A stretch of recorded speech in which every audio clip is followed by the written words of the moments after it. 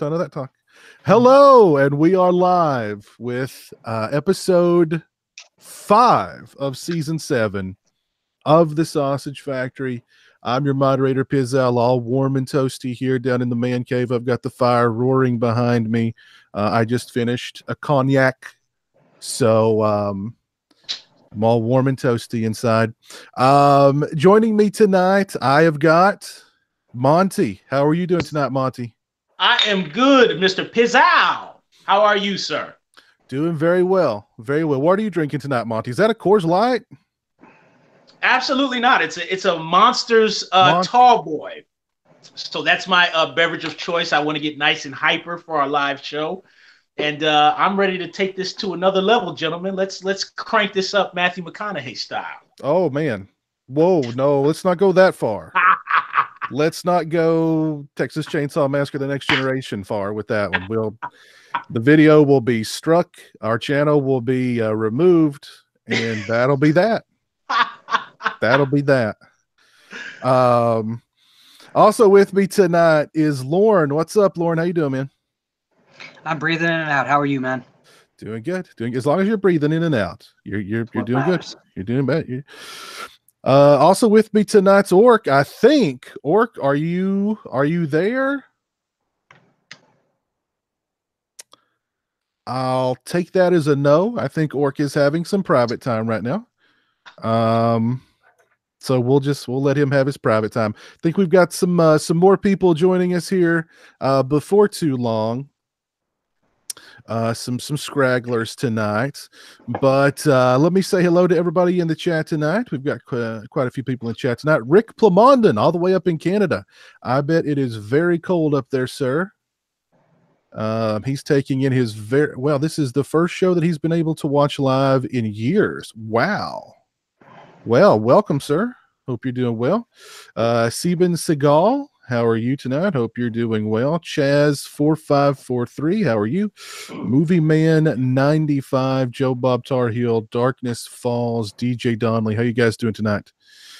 We are back after our holiday sabbatical. It's been a couple of weeks, and it took me that long to recover from the Silent Night Deadly Night Part 2 live commentaries, which was my goodness. That was something else. It's He is the coolest dude in the world. He was, yes, Eric was so cool and, just so candid and open and just one of the guys hanging out, shooting the bull, giving Orc a hard time like we always, just like anybody else on the show, giving Orc a hard time.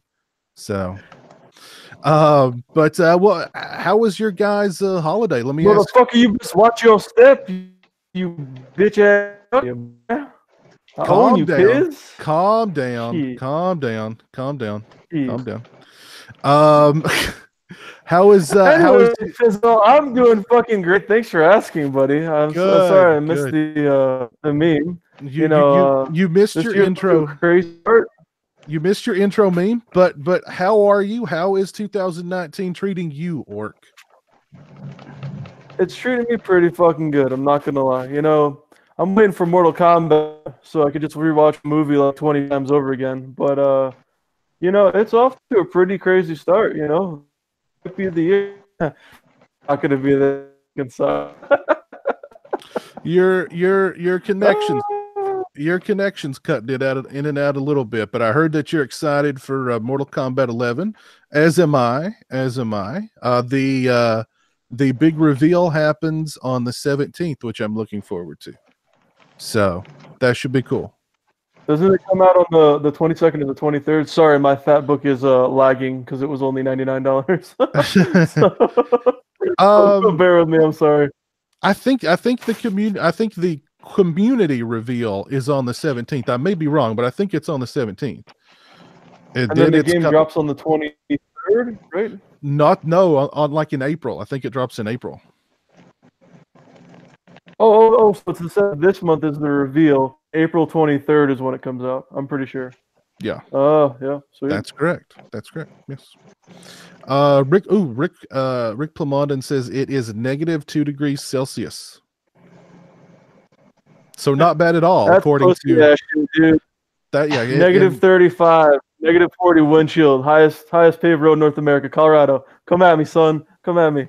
Let's go. Up in Canada, negative 2 degrees Celsius is like, that's considered brisk. That's just brisk weather. That's sweater weather up there. That's nothing. That's what they go swimming in. Exactly. Yeah. Who's a boot? We take a swim, eh? Also, our buddy Max Punishment has joined tonight, as well as Gary Rives Revez. How do you pronounce your last name, sir? As well as Jacob McCullum.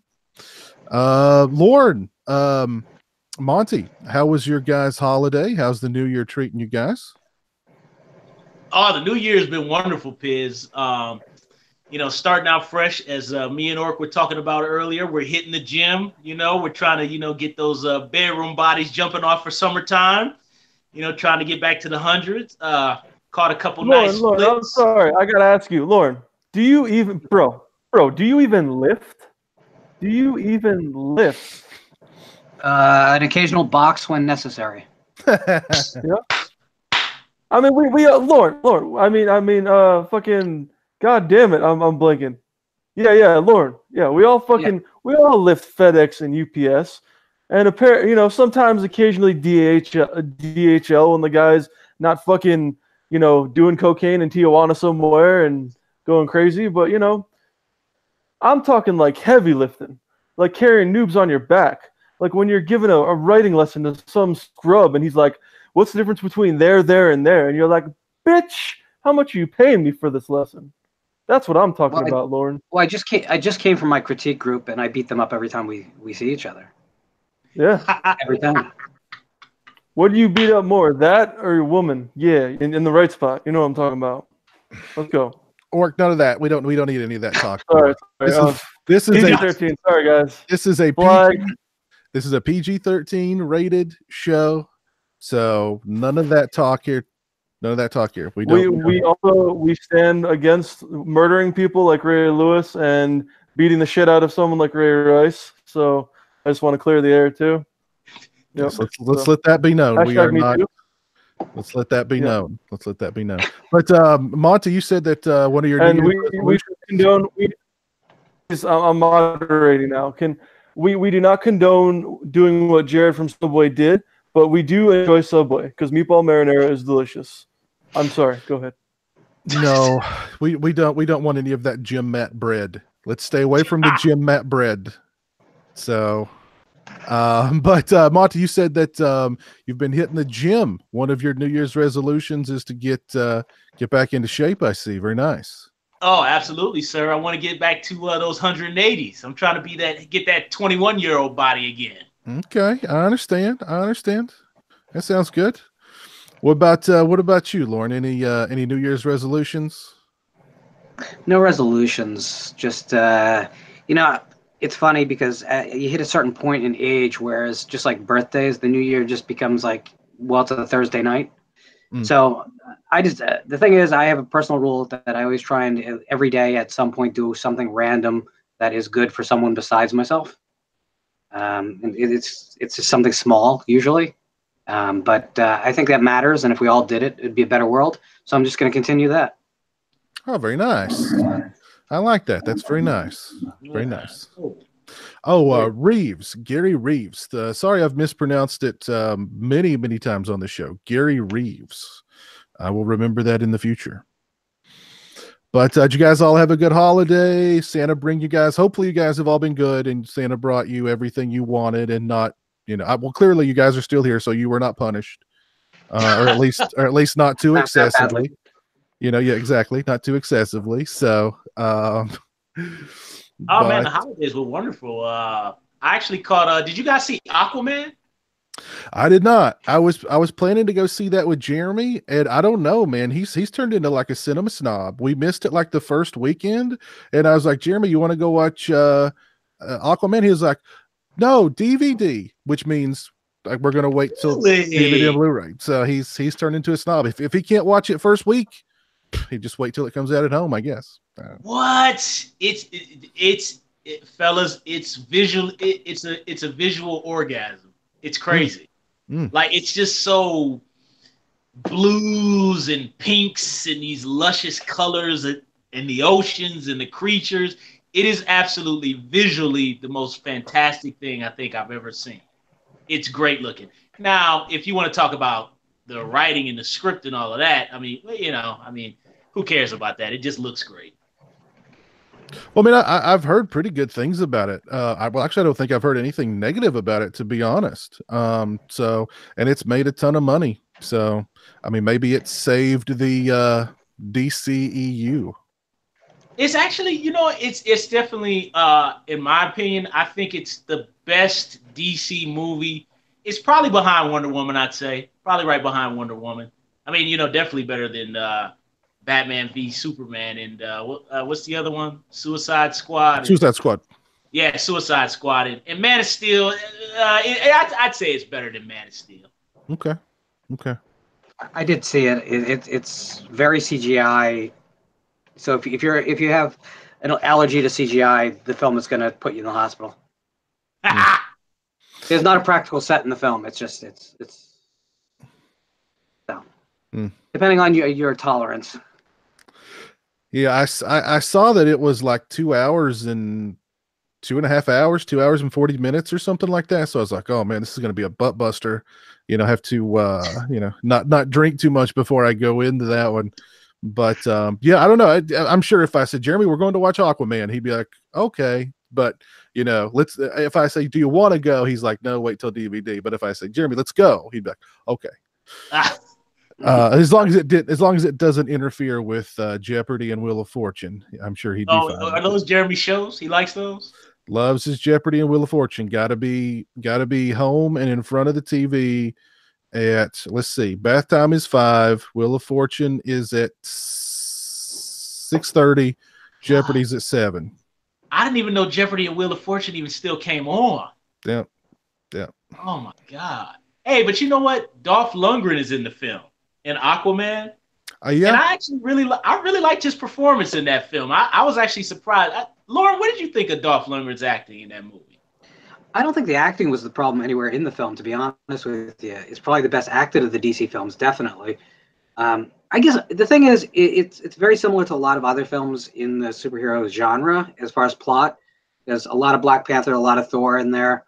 I agree that visually it has a look to it, but I guess I would just want more of a grounded feel to this stuff, but I don't know if you can do Aquaman grounded, so I don't know. Yeah. I walked out feeling very meh, Yeah. But I'm not the target audience for it either. I really am not. I mean, I like the superhero thing, but I never would put them on my favorite film list ever. So. Right. No, I understand. Cameron's joined us. How are you doing, Cameron?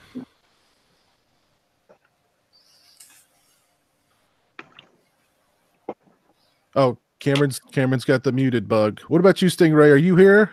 Oh, I'm here. Oh, there we go. Can we hear you, Stingray? Yes, so. We can. There you guys are. How are you guys? We've had our the holiday sabbatical. We're back. How'd the holidays treat you? How are the New Year's treating you guys? Doing well. I have a question. Did Sure. any of us rush out to get the Eli Roth autographed Green Inferno poster from this morning before it sold out in like 20 minutes? I had my buddy Corey shared that with me on Facebook, and he was like, "What are your thoughts?" And I was like, "I'm just going to do what Mama used to say and not say anything at all when it comes to that one." I honestly was a little shocked by the announcement by Scream Factory, only because that movie came out just like a year ago on a Blu-ray that, I don't know. I mean, I guess I would have expected maybe Hostel or something if they were going to do an Eli Roth film first, but yeah. Anyway, I was kind of surprised by that, but good artwork. If you like the movie. So. Yeah, nice artwork. I will say this though. I will say this. If you are a fan of that movie and you want to buy that Blu-ray, just wait for a little while because the price I think will drastically decrease very soon. And they've already confirmed it will have all the extras from the previous release, so sell it. This is the Green Inferno, you said? Yeah. Yes. You guys have seen that movie, right? Yes. Yes. Okay. Yes. Yes. Yeah. Well, I immediately after I was alerted to its release, I jumped on Scream Factory's Facebook and just spent like the next 30 minutes scrolling through the comments of people like, "Are you serious? Is this a joke? Is this an early April Fool's Day joke? Like what, huh?" Well, there was one person that wrote a great comment like, where's the Hitcher? Where's these other movies everyone's waiting for? Yeah. You know, they've been all over his jock for years now. Yeah, well, I remember who knows? I remember the controversy when they gave him all of the collector's edition releases up to that point, whatever it was, and people were pissed, man. The comment section on that post was brutal and hilarious because like the picture was of Eli Roth. Now the reason why they did that is because they were releasing his werewolf series, right? I don't even remember. I think like, oh yeah, like the picture of him was so obnoxious. It was like him going like, yeah, with all the collector's editions, and people were like, "Oh, great! So we have to spend $40 a piece for these things, and you give them for free to this millionaire." Thanks, Scream Factory. You know what I mean? So that was it. Yeah, Hemlock Grove. Thanks, Jay. Yes, Hemlock Grove. I'd forgot about that. They were releasing season 1.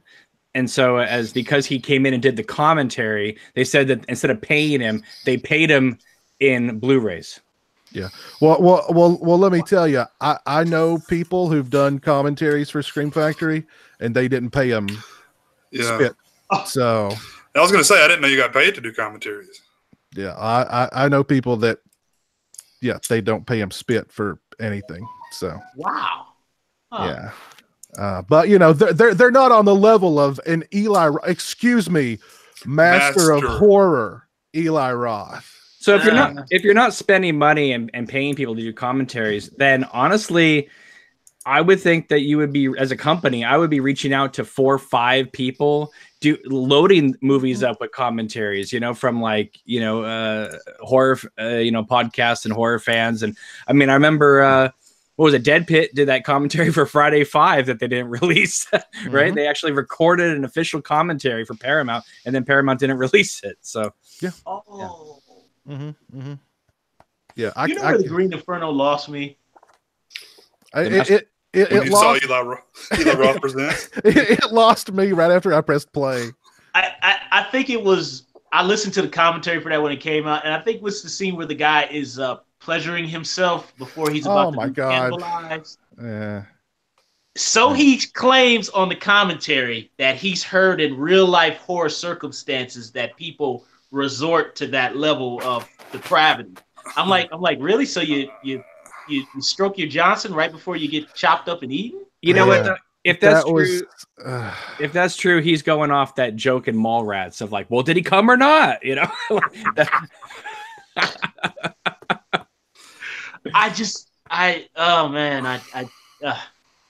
don't even know what else to say about that. Yeah. I'm surprised they're not doing sort of like an Eli Roth collection, like the Human Centipede box set or something like that, where you get Cabin Fever, the original and the remake together. Yeah. Oh my God. Why again did they remake Cabin Fever? I'm curious. With the same script. Oh my God. When I rented Cabin Fever from Hollywood Video when that came out. And I remember I was just kind of like, okay, I get what you're going for, but like, why? Like, I just. Well, I remember Eli Roth from his commentary of Blood-Sucking Freaks from Troma. And it's hilarious because he's like saying, see this shot here? Oliver Stone stole this shot for Nixon. I'm thinking, what the hell are you talking about? And this is before I knew who Eli Roth was, And believe it or not, what's really crazy, a lot of people don't know that for like a few years, he was David Lynch's personal assistant. Oh my God. And that's why he got Angelo Badalamenti to do some of the score for Cabin Fever and all that kind of stuff. So like when you see like that David Lynch Rabbits thing, that's Eli Roth like helping on that. So oh my God, I can only imagine what that experience was like. I can only imagine. Anyway, but he's really like, I know he's not really a fan. People, horror people, take him or leave him, but he is really well liked in the horror world. Like I remember when they were showing like Cabin Fever stuff at like a Fangoria thing I was at, Daniel Harris and all of them were staying up and applauding it and stuff like that because they had worked on sets with him before and stuff like that. So they really liked him. So I mean, I don't know how he got into this, but I mean, I don't really think the guy's a terrible director, honestly, but I just think the movies he's chosen to make are not the best choice. Yeah, I think it's kind of like the Adam Green Hatchet thing of just being insanely. But see, here's the thing. And I was having a conversation with somebody about this the other day. There's the hardcore horror fans, which are us, and then there's the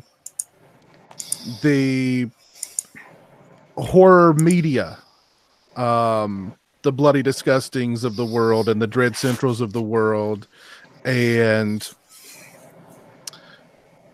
they promote their friends and they hype their friends to the point where people think that they're masters of horror, because if Bloody Disgusting says Eli Roth is a master of horror and that Hatchet is the best slasher movie ever made, they're going to go, well, that must be true. Well, remember, they said the new Blair Witch was going to be the second coming of horror. Well, I mentioned that to this person in the conversation too. And then after the film was released, all those quotes magically disappeared. See, that's Adam Wingard, right? Like, I like a lot of stuff Adam Wingard's done.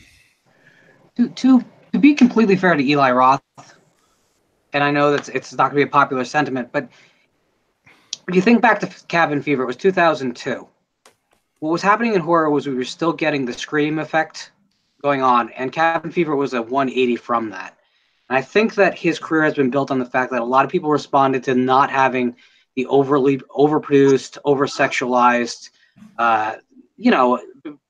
basically WB casted horror film on the market. It was the only thing at the time to appeal to something a little bit grimier. And I think he's made a career out of that. And, for good or worse, that's kind of brilliant. I don't consider him to be as bad a director as someone like Rob Zombie, simply because at least his films are coherent. I think the thing that happened was when Hostel came out, because people didn't know who Eli Roth was, I remember the ads, it just in bold letters, executive producer Quentin Tarantino. And it was plastered everywhere to the point where if you ask people today, a lot of people today still think Quentin Tarantino made Hostel, which is shocking. And so then he kind of put himself in the Tarantino camp, was in Death Proof and Glorious Bastards in the Adam Sandler role. And it just, he jumped into that. And I think that Tarantino's friendship with him like bolstered his career bigger than his choices of film that he was choosing to make, So like he seemed like he should be A-level, but he was still taking like D-level stories and films. Like was that Earthquake movie he did or whatever that was? I don't know, I didn't make it, but I know he starred it and wrote it and produced it or whatever like that. There was like I liked Cabin Fever. I saw it in the theater when it first came out. Yeah, it was a great experience. I like Hostel. Yeah, Hostel too. I thought was horrible, but it's not that I don't think he's a horrible filmmaker. Although I thought The Green Inferno was god awful. It's the attitude, and it's the horror media wanting us to think he's the second coming of Carpenter, Craven, etc., and he's not. Two good movies out. He's batting about. He's right around the Mendoza line. You know what I mean? He's batting about 200. So 250.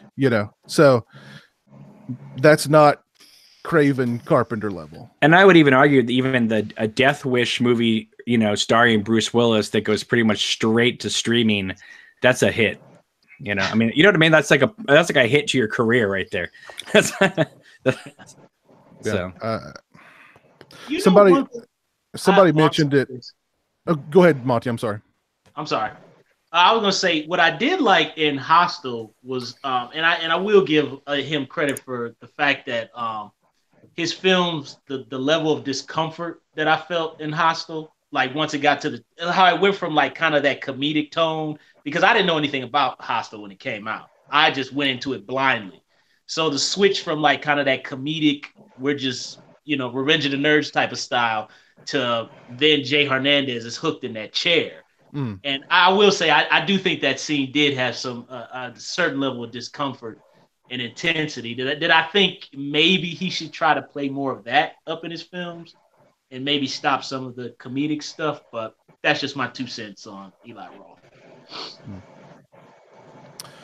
Yeah, I don't know. Yeah, I mean, I've liked a couple of his movies. I've hated a couple of his movies, but it's the attitude, and like I said, it's the insistence of the mainstream horror media to make you want to force him down your throat as he's the second coming of Craven, Carpenter, whoever. And then there was that whole goratorium thing in Vegas, that where he was like having this like gore thing where you could walk in and then that thing mysteriously shut down. And I will say this, I've met him a few times back in the days when he was promoting Hostel and Hostel 2 in that period. The guy could not have been nicer. He was super nice, super charming.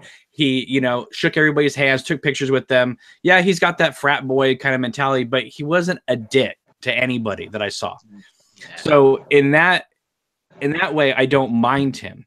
I just think that the Eli Roth, the person, versus Eli Roth, who's trying to create himself into a persona, I think if he was more genuine, like the way he is when you talk to him or see him in person, if he was more like that, I think more people would like him. But because he comes off as like this surfer bro, I think it puts a lot of people off.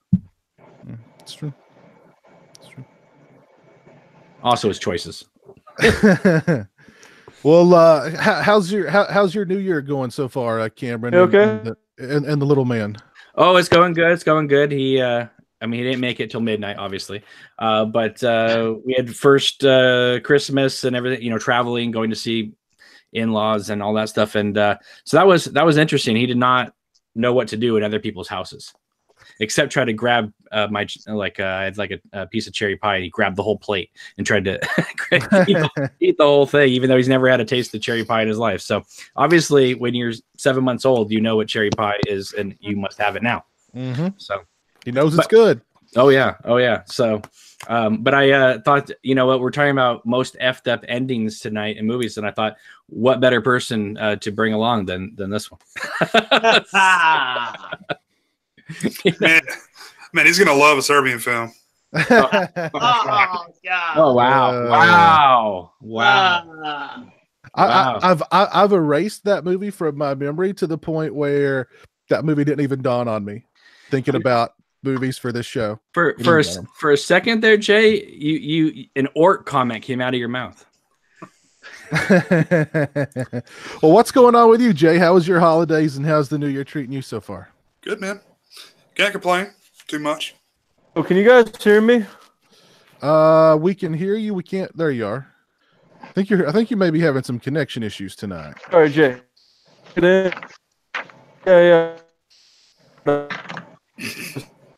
First, everyone's fucking sucking Eli Roth's dick. You know what he is?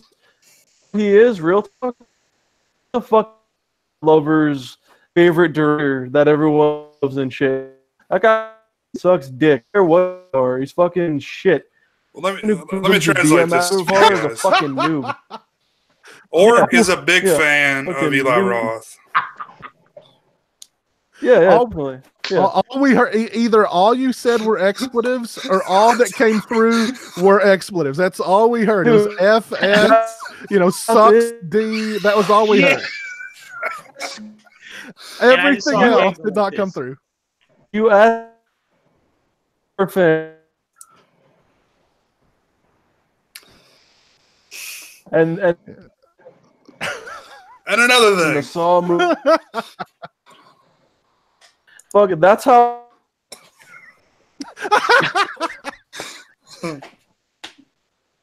Oh my God. Oh, orc. Somebody in the chat thinks that you said that you blow Eli Roth 24/7. That's all that came through. That's you guys all are saying Oh, jeez. You know, seeing such bad connections issues reminds me of our good friend Barry. He actually put a video up on his channel the other day, so I thought that was nice to see. I was going to mention that. Barry put a video up on his channel for the first time in many years.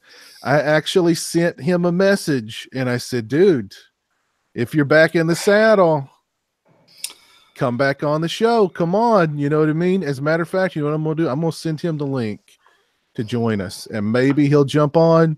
Maybe he won't, but everybody out there who's asking about B Junior and where's B Junior and what happened to B Junior, and you know, where's the guy with the puppets? We get that a lot too. We get that a lot too. What happened to the puppet guy? And what? Well, yeah. Still to this day on my channel, I get a comment once a week that says, "When's Freaky Jason coming back?" So.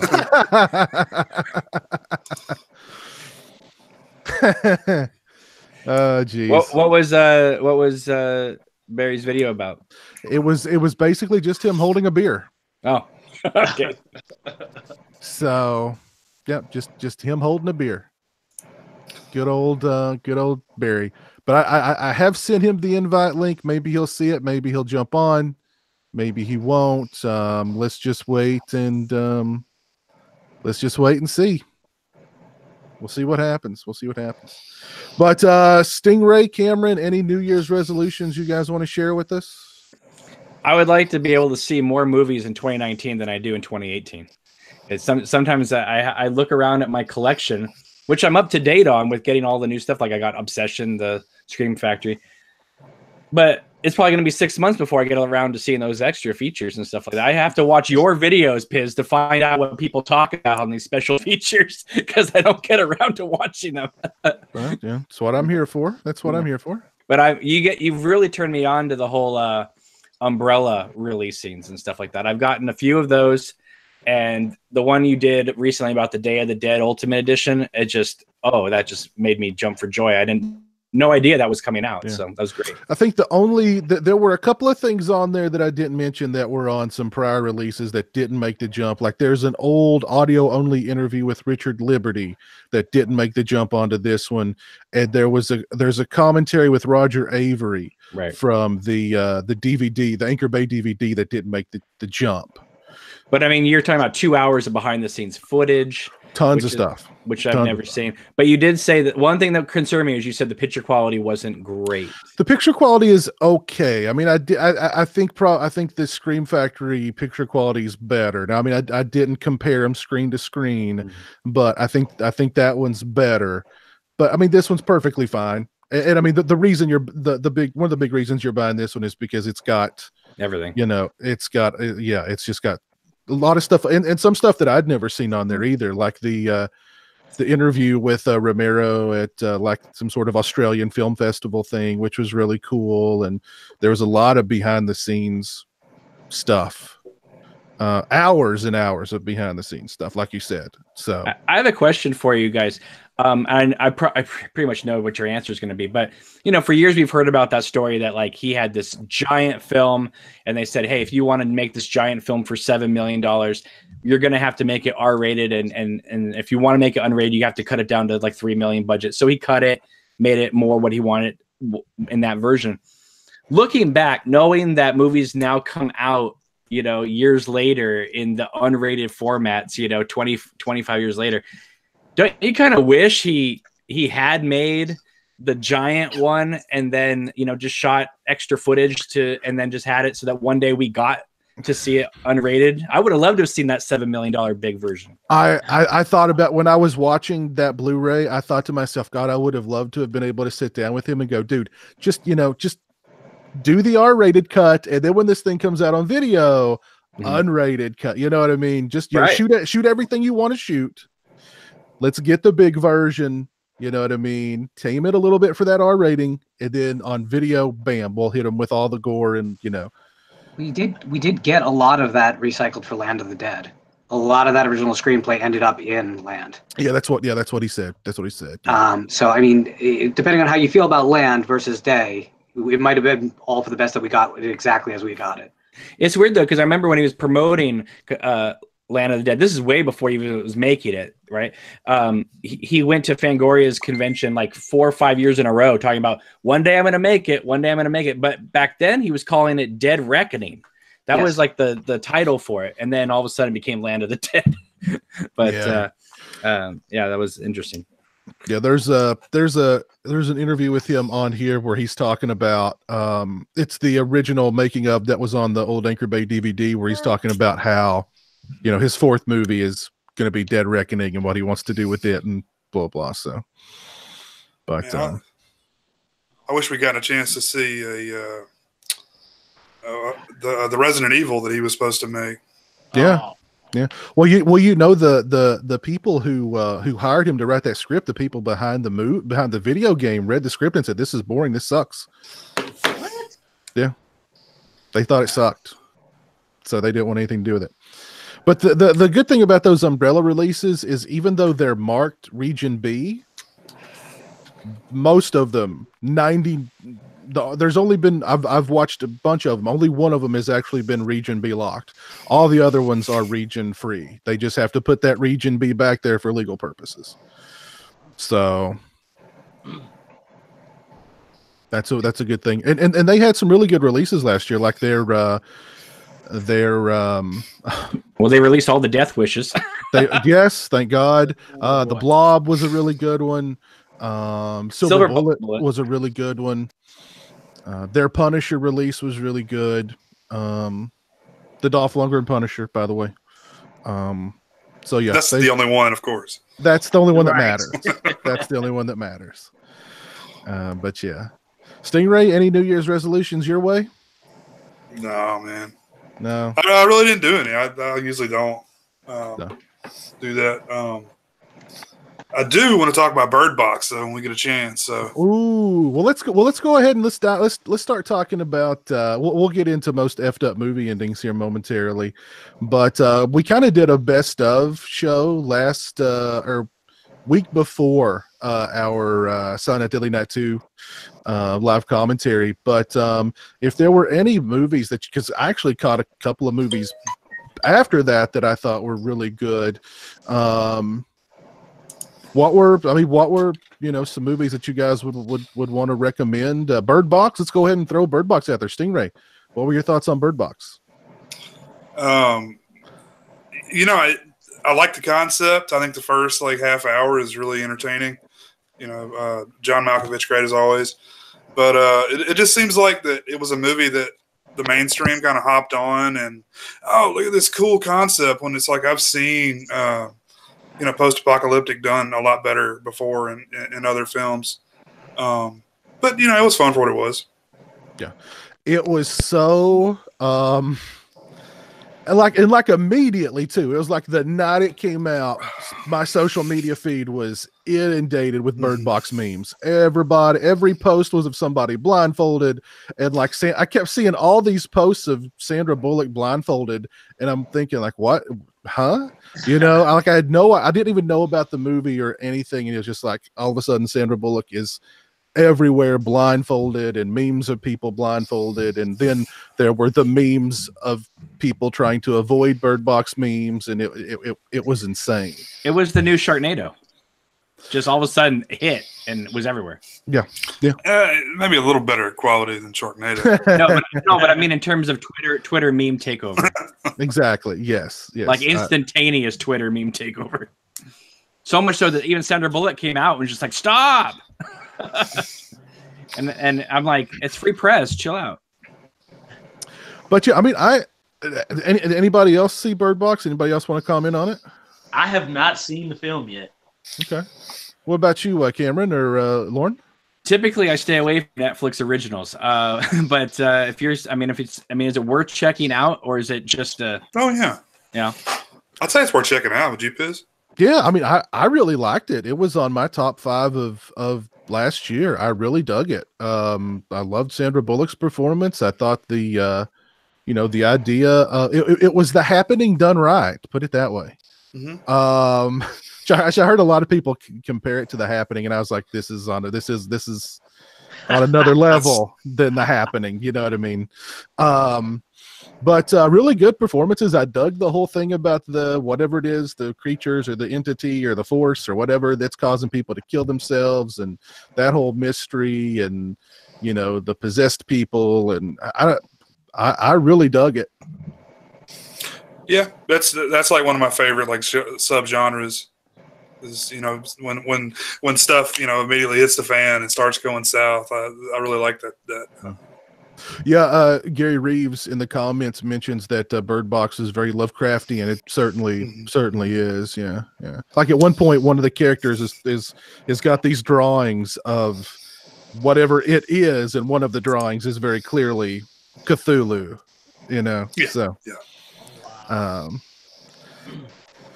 But yeah, I highly recommend it, Cameron. You should certainly check it out. Lauren, have you seen Bird Box? I've not. Okay. I'm pretty much allergic to Sandra Bullock, so this is probably a bad idea.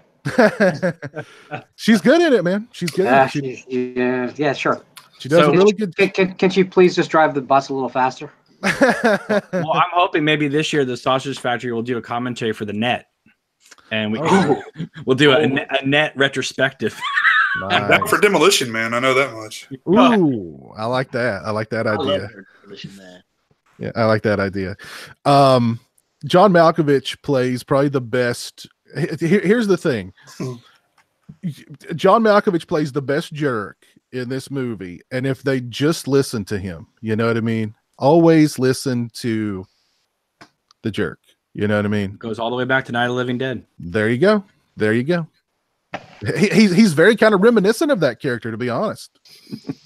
So if they'd only listen to Malkovich, which I would have. Malkovich's idea was, okay, it's the apocalypse. You know what I'm going to do? I'm going to drink a lot and carry a big gun. And I'm like, that sounds good to me. I don't want to spoil anything, but yeah, I agree with you. Drink lots and carry a big gun. That sounds. I'd be like, I'm right with you. So, can I just say that the it kind of has Children of Men vibes to it. I've actually never seen that one. Really? Yep, never seen that one. Yeah, I'd say it's similar. I mean, a little bit. I do want to say to the Sausage Factory Nation that the Oscars don't have a host this year, so you can tweet to the Academy Awards and say you want the Sausage Factory here to come and host the Oscars. We could do a good roast. We did a good roast of them a few years ago. Would they? Good. They would have to do like a 7-minute delay on Orc, though. Well, a 15-minute delay on Orc. So are they seriously not going to have a host at all? It's just no host. They're just going to have people just come on, present their award, and leave. So each person, there's no host. Good. That'll cut about 3 hours off of that mess. You know what I mean? And I say good.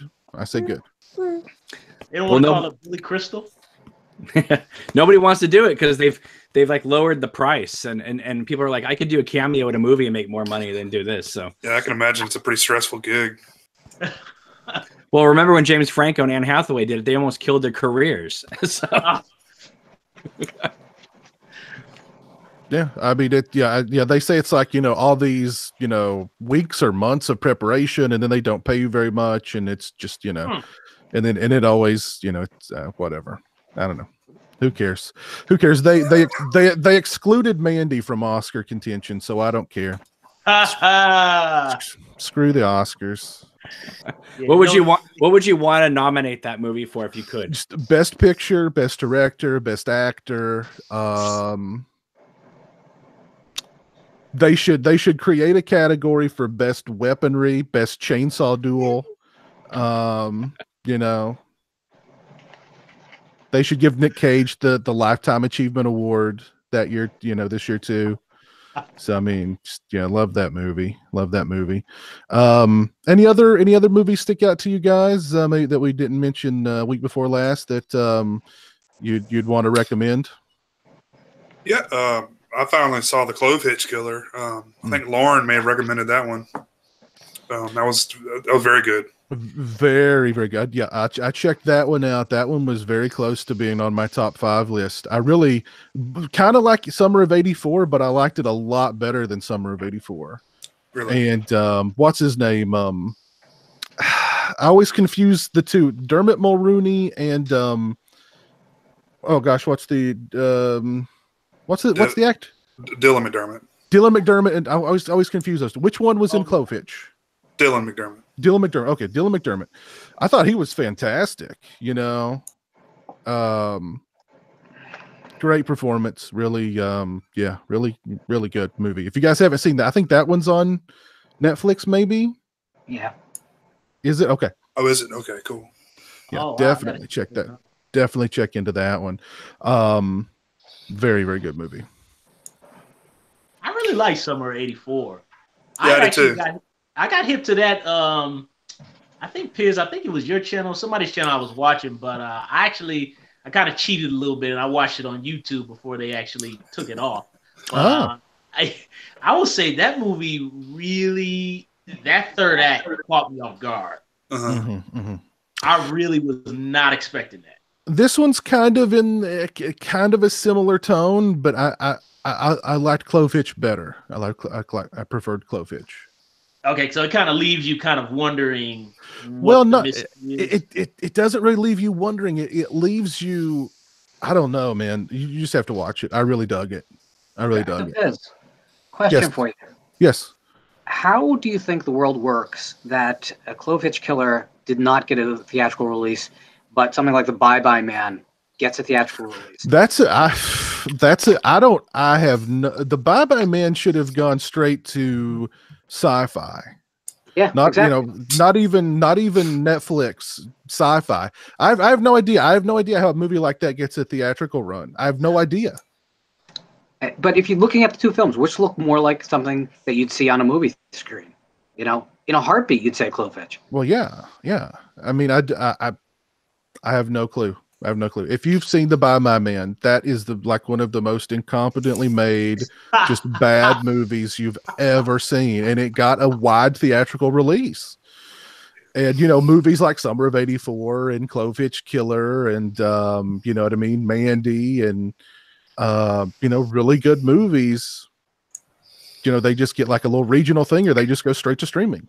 Well, a lot of these films that you've talked about recently are like that. Sorry, and yet there's 12 to 15 screens at most movie theaters, and they're playing, in general, the same maybe 10 titles. Mm-hmm. There should be at least room for some of these independent or smaller titled films to actually have a week or a weekend. There's really no excuse. Yeah. And you know what's nuts about that? Watch when you go to like some store. It'll probably be Walmart after we had that Walmart discussion.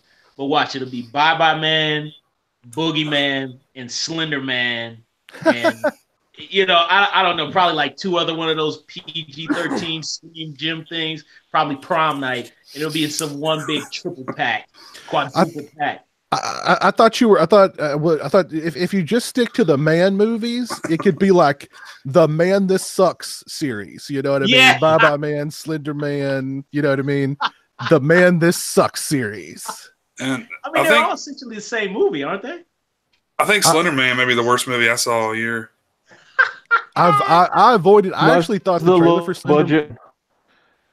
I actually thought Slender Man, the trailer looked kind of decent. It's an idea that could be done right, but then I knew that they wouldn't. They'd mess it up. Apparently they did. Yeah. Good stuff. But it's like they don't even try in those movies. That goes to what Lauren is saying, how like you're seeing movies like Summer '84 and all these films that there's genuine passion behind them, and they're actually creatively done, and there's a level of skill between the filmmaking and the acting and the music and all that. And then you see something like Bye Bye Man or Slender Man, and you just go like, what the hell? There's no effort here at all. And you're walking up and down the wall. It's like, all right, Sharknadoes, and then you're like, fuck, all right, Turtlenado. What the fuck is this? Stuff. I don't know. Asylum Productions, immediate buy. Well, it's a conveyor belt movie. It's a conveyor belt movie, like a Coke can on a conveyor belt. Yeah. It's also the downside of Blumhouse. Because of the Blumhouse model, every studio wants to replicate in some form. But what they're not understanding is that Blumhouse is taking small concept, small scale films and doing them on a reasonable budget, getting them out there. But there is mostly some concern. But when Scream Gems tries to do the same thing, what you get is a bye-bye man, because they're just seeing the price tag and a built-in audience. Right. And you know what's nuts? Those movies actually are pretty packed by the 13-year-olds. I mean, it's like insane to me to watch. Like, I mean, like I'll go to a theater, or we'll go to a theater, and you'll see like something like Bye Bye Man, and you'll see them, you'll see a line. The theater will be packed, and I just go like, my God, I wish I could just take these children and show them The Exterminator, or I wish I could show them just Deliverance, or just I really want to show these children some serious horror here, and not this type of stuff. But yeah, you know. The real challenge would be to pull them away from their cell phone while they're watching it. Oh yeah, I forgot about that. While they're like on Instagram the entire time. So you're in the theater, but it's lit up because all the phones are on Facebook or whatever. I did see another movie from last year that Lauren very heavily recommended. That was Hellfest, and I really enjoyed Hellfest. Which Hellfest is on Blu-ray now. It's been on streaming for a little while. It's now officially on Blu-ray, and looks like cool. Monty's got it out of the red box. I have not watched it. I'll be watching it tonight. Yeah, awesome. just a fun. I think I'm gonna have a. Go ahead, Orc. I think I'm gonna have a 1-2 punch because Halloween drops on Tuesday. I'm gonna pull a Cameron and buy the 4K, get more bang for your buck, and then pick up Hellfest too. Because right now Hereditary's on Prime and Shudder's on. I mean, Mandy's on Shudder. So like I'm still trying to catch up on all the films that I missed. I think I saw Creed and Overlord were to move to theater. I've been missing out on a lot of like recent stuff. I hope you guys can hear me okay.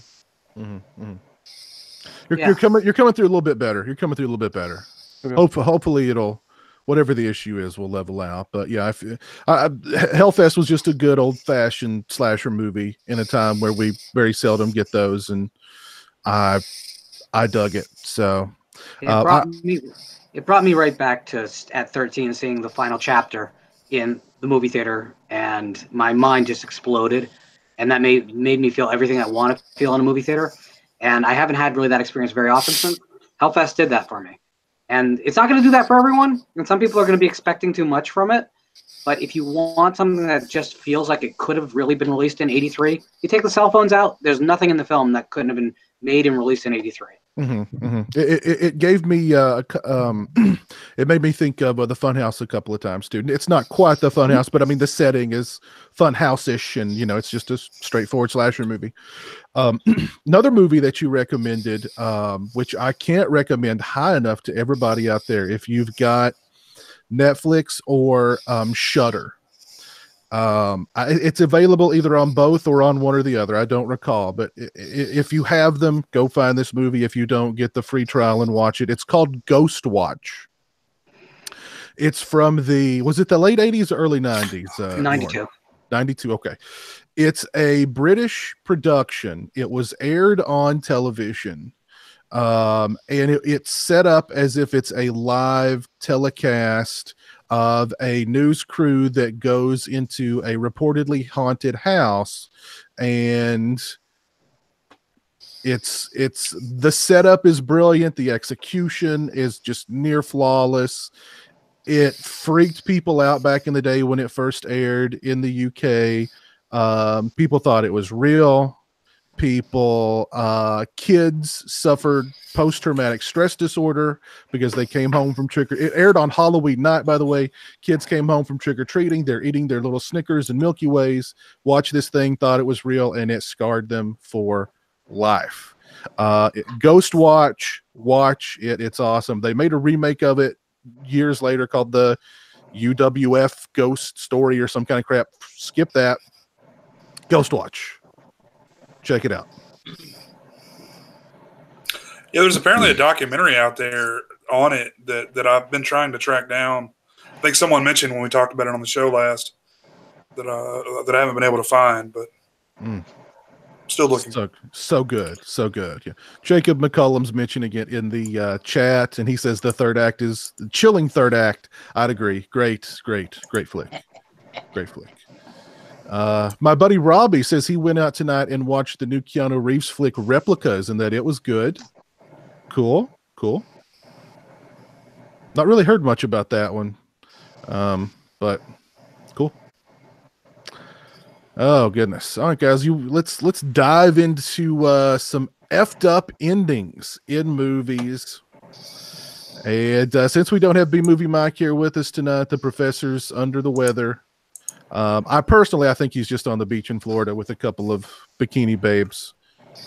Which I mean, I can't fault him. You know, he's just out there living. So, let's go ahead and let's get started with some effed up endings. Stingray, why don't you get us started, man? Okay, I didn't know you were going to go to me. I muted my my mic. I've never been compared to Mike before. Okay, cool. Well, I guess straight out of the gate when you immediately when you brought up this topic, I immediately thought of a couple films. And first is The Mist. Wait, Jay, can you give him honor, please? Can you give Mike honor?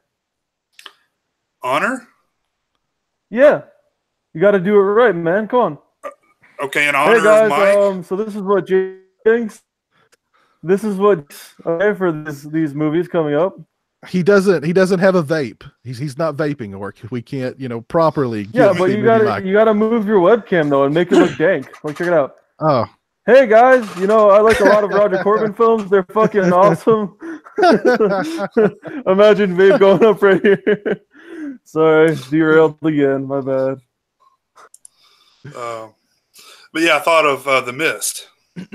And how when people watch that film, they're like, "Man, what the hell?" And I absolutely love endings like that, just bleak, and just everyone dies. Yeah, I love it. I like that too. To me, that's like an old school Stephen King ending. Mm-hmm. Like I think if he wrote that today, it wouldn't end that way. That's an old school Stephen King. The novella doesn't end that way. What's that? That's all Darabont. The novella does not end with that ending. Oh, really? King did not write that ending. Yeah, that's all Darabont. Excuse me. Really? How does the novella end? With them just driving off into the mist. It's a very ambiguous ending. Oh, really? Okay. Spoilers. Yeah. Well, I think I prefer this ending then. To be honest. I do too. But that ending is tough. Yeah. You know what? I never forget. I was working at the theater when we had that, and I went and watched it, and I really held out hope for a minute. I was like, I think they're gonna make it, and then you just see that pop, and it's just like, oh shit. And then you see them come, and it's like, no, but I don't even have children, man. That messed me up. Mm-hmm. Mm-hmm. Yeah, that's a good ending, man. That's one of those, Yeah. It's so taboo, It's such a thing that you can't do in mainstream movies. Yeah. Now refresh my memory. I can't. He realized.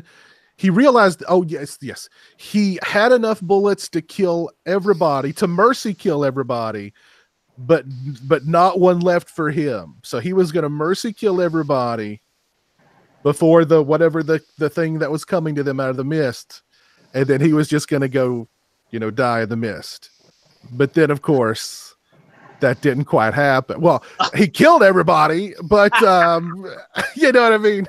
Everything, I don't know. I'm assuming most people have seen The Mist, so this is not a spoiler. I hope so. Spoiler alert! Oh my God, Piz, you're ruining my life. Oh God, oh Jesus. I mean, this is a movie that's been out for a long. I love it when I do Blu-ray reviews of like a movie that's been out since '73, and I go into a little bit too much detail, and somebody inevitably in the comment section goes, "Well, thanks for spoiling the movie." And I'm going, "This movie's older than me. How can I spoil a movie that's 45 years old?" You know what I mean? As a reviewer, I'd be like, "Yo, dog, this came out before World War II ended. Give me a fucking break, all right? Let's be real here." The other thing about the ending that's really cool that no one seems to always talk about, which is that when Thomas Jane actually goes through and sacrifices everyone in the car so that they don't have to face the horror, he's actually validating all the things that the insane ultra-Christian woman says earlier in the film. and it's kind of cool because he fights so tooth and nail against her, and he ends up doing exactly what she does. And that's again that Night of the Living Dead basement, attic thing. Mm-hmm. By the way, going off of what Lauren's saying, that bitch is fucking annoying. Whoever the actress was who played her, amazing job. I wanted to just take my DVD, like my Xbox 360, and throw it out the fucking window. I was like, God damn it, shut up, bitch. Yeah. That was she's brilliantly written, brilliantly directed, and brilliant performance, because you're supposed to hate her, and the level of hate that you do have for her is intense. So I mean, that's perfect. They excellent job with her all around. Now, has anybody seen the black and white version? I've actually got the like some big fancy release of it that has the black and white version, because Darabont wanted to release it in black and white originally, but the studio wouldn't let him, or whatever the case was. And has anybody seen it in black and white? No, I saw the clips online. I haven't, and I don't mean to derail you, but is the TV show good at all? I know there's only like one season or something, right? I've not seen it. Not seen it. I can't imagine that being a long running series, though. I mean, I don't know. Again, I didn't think The Walking Dead would be a very long running series either, but we're going into season 20 now, so I don't know. I was gonna watch it. I had like the first season DVR'd, and I heard from so many people that it wasn't worth it, so I never gave it a chance. You really got to invest some time. So. Robbie in the chat says that The Mist in black and white is very creepy and an interesting watch. So cool. I've actually not seen the film in a while, so I may have to pop it in and watch the black and white version. Yeah, the CGI is definitely nothing to write home about. It's not aged well. But I mean, in black and white, it would probably look great. Yeah. Well, that's actually Roland666 just mentioned that in the chat, that the black and white version is better because of the CGI monsters look better. So yeah. But knowing his intentions were to release it in black and white, so I'm kind of I could actually see it being a lot better. I mean, I know it's like when you look at something like American History X, that movie plays so well in black and white. So it just makes me think, like, if you just apply that to The Mist, that it would just really I don't know, give it that older quality. Since that movie is made in an older style anyway, with its bleak ending.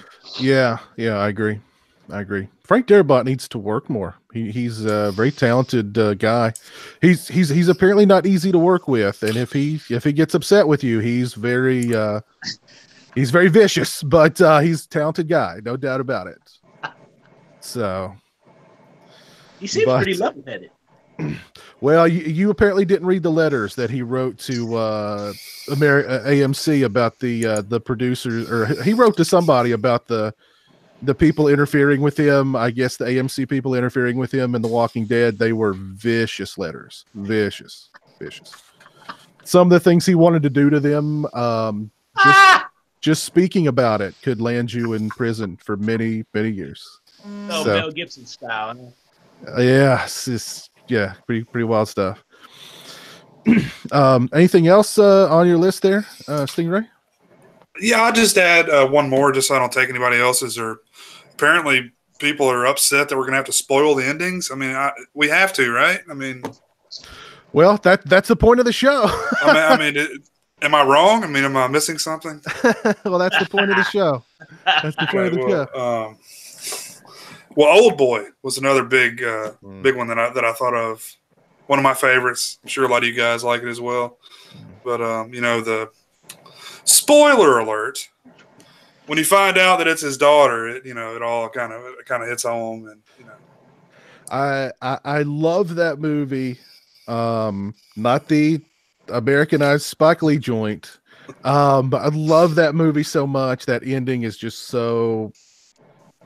The reveal, and then what he does to ensure that he'll never speak of this to his daughter, who is now his lover, spoiler alert, is pretty and that's just such a freaking good movie too, just overall, you know what I mean? It is just such a good movie, such a freaking good movie. I'll never look at a hammer the same way. I thought you were going to say you never look at one of those Chinese, like the oh gosh, what is it? Dumplings, one of those Chinese dumplings, you know, because he spent all that time in captivity eating those dumplings. You know what I mean? Like every time I'm in a Chinese restaurant, I'm eating those things, I think of Old Boy. Wait, so the Spike Lee version is not any good? No, the Spike Lee there's a nice there's a really nice long shot of the scene with the hammer where he's like just annihilating all these people with a hammer. It's like one continuous take. It's really cool, but the rest, yeah, he didn't. I don't know. It just didn't. It's not good. No. I haven't bothered watching it. It just felt irrelevant. Yeah, completely unnecessary, completely unneeded. Just yeah. I'm just tired of making Asian remakes for American audiences just because they're too lazy to go either read subtitles or watch a foreign film. It's yeah, and then getting old. And they water down what made the original so much so good, to being because of there's different sensibilities, and we have to tone down the incest thing, and we have to tone down this and that, and good cast with Josh Brolin and Elizabeth Olsen, and Spike Lee's a good director. Just I gotta go off of what Jay and then Cole says this a lot too on their show, and just in general when I talk to them is people who won't read subtitles, it's fucking retarded. I mean, I hate to not be PC, like some of these movies like Anatomy, Let the Right One In, Shudder, Pulse, Ju-On, Ringu, like Wreck, the original. Holy shit, the first two Wrecks are insanely good. Mm-hmm. Just because you don't want to read. I'm the laziest fuck you'll ever meet in your life, and I can do it. And because I love horror and I love foreign movies. But like, come on, man, that's like where I got my 4-pack of, and I need to see Arnold Schwarzenegger blow shit up. Okay, this is not going to work for me tonight. Yeah, I can't tell you how many refunds we had to give at the theater because people didn't realize it was a foreign film. Like, I didn't pay money to have to read. What's funny is when they released did they release Let the Right One In with American dubs on Blu-ray here? Sure.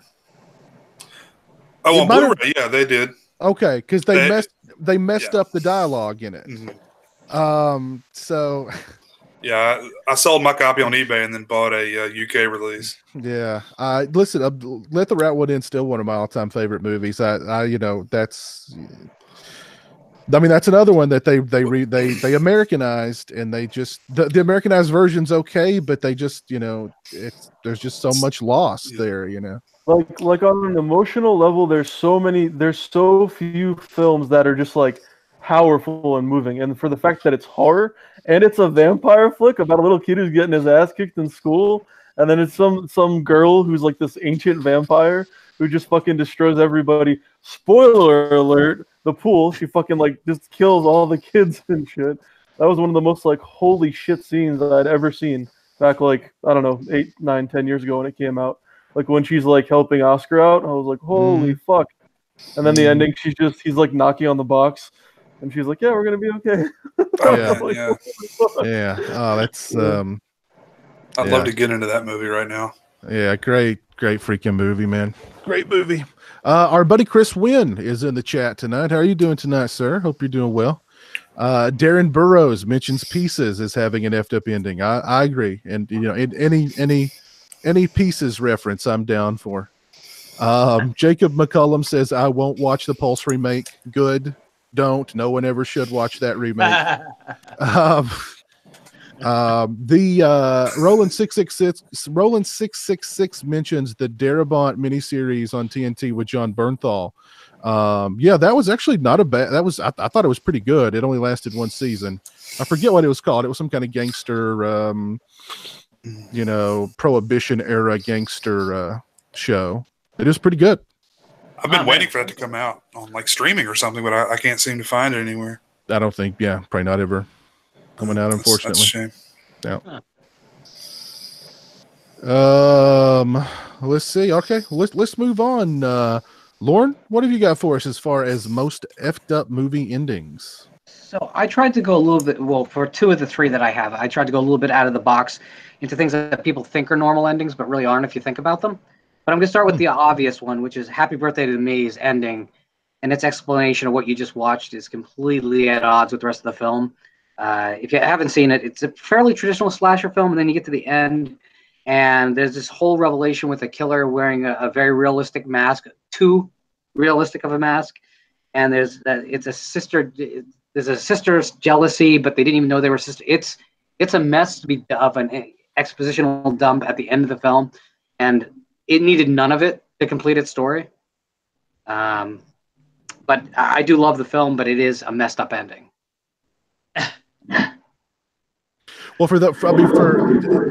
tell us a little bit about how the ending, how it's so messed up. Because some people may just think, oh, well, it's just she just wore a mask of her and killed those people, and okay, now well, it rewrites the entire film.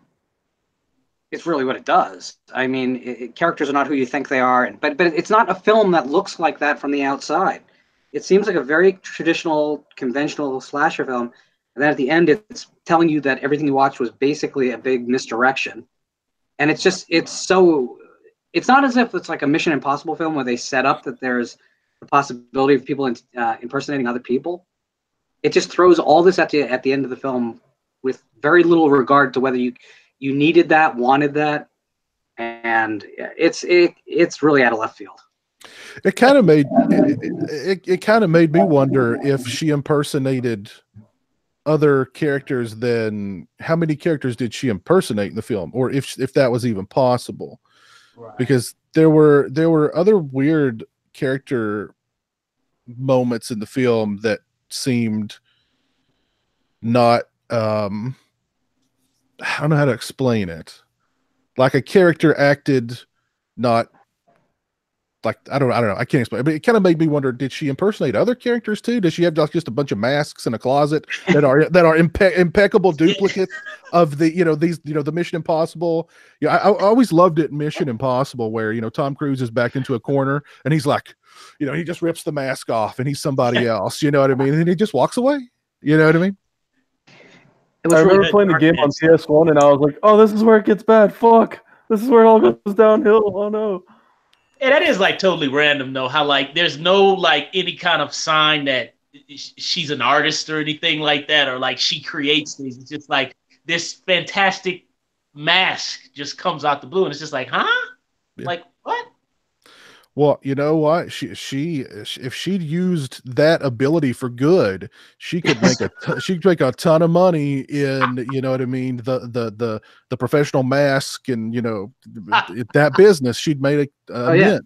You know what I mean? So another film that I think has a really, really, really messed up ending, but people seem to just really just go with it and don't give it much thought is Terminator 2. Because if all the events of Terminator 2 happen, what we're suggesting is that Sarah Connor murders her son. Yeah.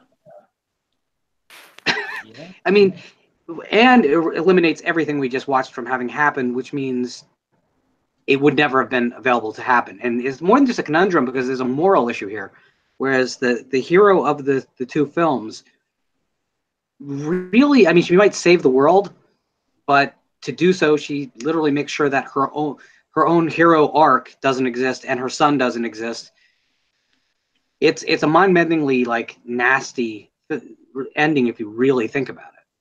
Lauren, that's a top 10 film for me. Can I get your ending to Terminator 2? Like your can you just do the scene for me? The teardropper. I think all you need really is after Schwarzenegger gives the thumbs up as he's going into the molten level. You just pan across the screen and we see that a chip has survived somewhere. That would solve the timeline problem. I know, but I was looking for. There's one more chip. Oh man, there's like lava everywhere. It's like there's one more chip, and then it's like. Hey, I felt sad when I saw that when I was a kid. My dad took me to go see that. I really my heart was really you can't kill Arnold. No. Bro, you give me a good sound system and a TV setup with a good definition watching T2 these days, I'll cry like a bitch at the end. When he's like, there's one more chip. And then he just gets in the fucking chain and gets lowered into the lava. And he's like, no! Oh, I love Terminator. I love how in Genesis, though, we've spent all these movies on John Connor's back. You know what I mean? John Connor is God. Without John Connor, the human race is destroyed. The human race is gone. He is our savior. We were having a beautiful discussion, and you bring up Genesis. But all these movies, it's all about John Connor and preserving John Connor and saving John Connor. And he is our savior. He's our savior. He's our savior. Whatever it takes, he has to survive. And then in Genesis, first 10 minutes, he's done. He's assimilated. It's like, what? Really? And now I've got 2.5 hours of the what's his face playing Michael Bihn's character and Jai Courtney. I've got 2 hours now of Jai Courtney and the Khaleesi, all 4'2" of her as Sarah Connor. You know what did it for me in Terminator Genesis? There's a scene where Jai Courtney, I can't remember the exchange, but he goes, "as if." And I sat up there and said, would Michael Biehn ever say "as if"? No. Hell no. Michael Bihn's too busy making pipe bombs. And, you know what I mean? He's not doing he's that. about business. Yeah. I don't know. I couldn't believe it in the theater when I was like, okay, so we've had all these movies. John Connor is the, you know what I mean? The holy grail. And this movie in the first 5 minutes, who cares? He's screwed. He's done. He's now the enemy. He's now part of, I was just like, okay. They lose extra points because they didn't put Bill Paxton in the beginning of that. I'm sorry, Lauren. Yeah. How great would it be for the series if basically the machines had misidentified the future savior figure because of a mistaken entry from the DMV back in the day? So they spent all their resources trying to wipe out someone who doesn't matter. Yeah. Hey man, just give me another sequel. I know they're making one, but just give me another sequel. Arnold, mid 70s, 75. Almost to 100. Just butt ass naked. Just fucking Maria. I don't. Let's just put the Terminator in a wheelchair. Let's just go ahead and put him in a wheelchair. Put some miniguns. Look, he's down. He's down in the pose like this. He turns around. And then you only see from his torso up, and then it's Terminators are for babies, and it just goes. The saddest thing He's just hanging brain for 3 feet. The saddest thing about the Terminator franchise is all fans want is basically Black Hawk Down as the future war. That's what they want. We don't want another time travel movie. Just give us the future war, have it be as serious and have the feel of desperation like what Black Hawk Down does. That's it. Series fixed, franchise fixed. Yeah. Well, Terminator 3 is what really started it. I was miffed when he put on the Elton John glasses. I was like, "What am I watching here?" If they do another Terminator, he's going to be in one of those, Walmart carts that those motorized carts that the 500-pound people at Walmart use to get around. Yeah, they'll be Gatling guns on both sides, and he'll be speaking through one of those trachea things. No. It's like with the Harley, man. He's got the shotgun, and it's and then it's flipping it around. Wait, I thought they were making it now. Is it? They're making a new one with Sarah Connor as the star, and Linda Blair's back, and they've got the Terminator is Go ahead. I want to hear that. Honestly, the picture, I'm not. It looked like a woman to me. I'm not sure. I don't know. We can't assume gender nowadays. So, wait. So wait, are you telling me, Piz, that they're talking? Okay, maybe it's gonna be neutral. That's what it appears. That's what it appears. It's a Transminator. Oh my god, I can't wait. Where do I pre-order? Holy shit. Yeah. Can't wait to see Linda Blair in this thing. Oh, did I say Linda Blair? Oh god. Linda Hamilton. I'm sorry, Linda Blair. Oh my god. Unless it's like coked up 83 Linda Blair, that ain't gonna work. Yes, if it's coked up 83, if it's coked up Linda Blair after a night of partying with Rick James, I'm down for that. You know what I mean? I'm down for that. She's about to lower herself into the lava, because they have to rehash everything in fucking Hollywood. And then she puts a cat to the side, and she's like, "There's one more cat." She's being lowered into the lava, and she says, "Don't assume my gender." You know what? I don't have any problem with taking risks in films, but I think, as our discussion has indicated so far, they don't take risks in the right way.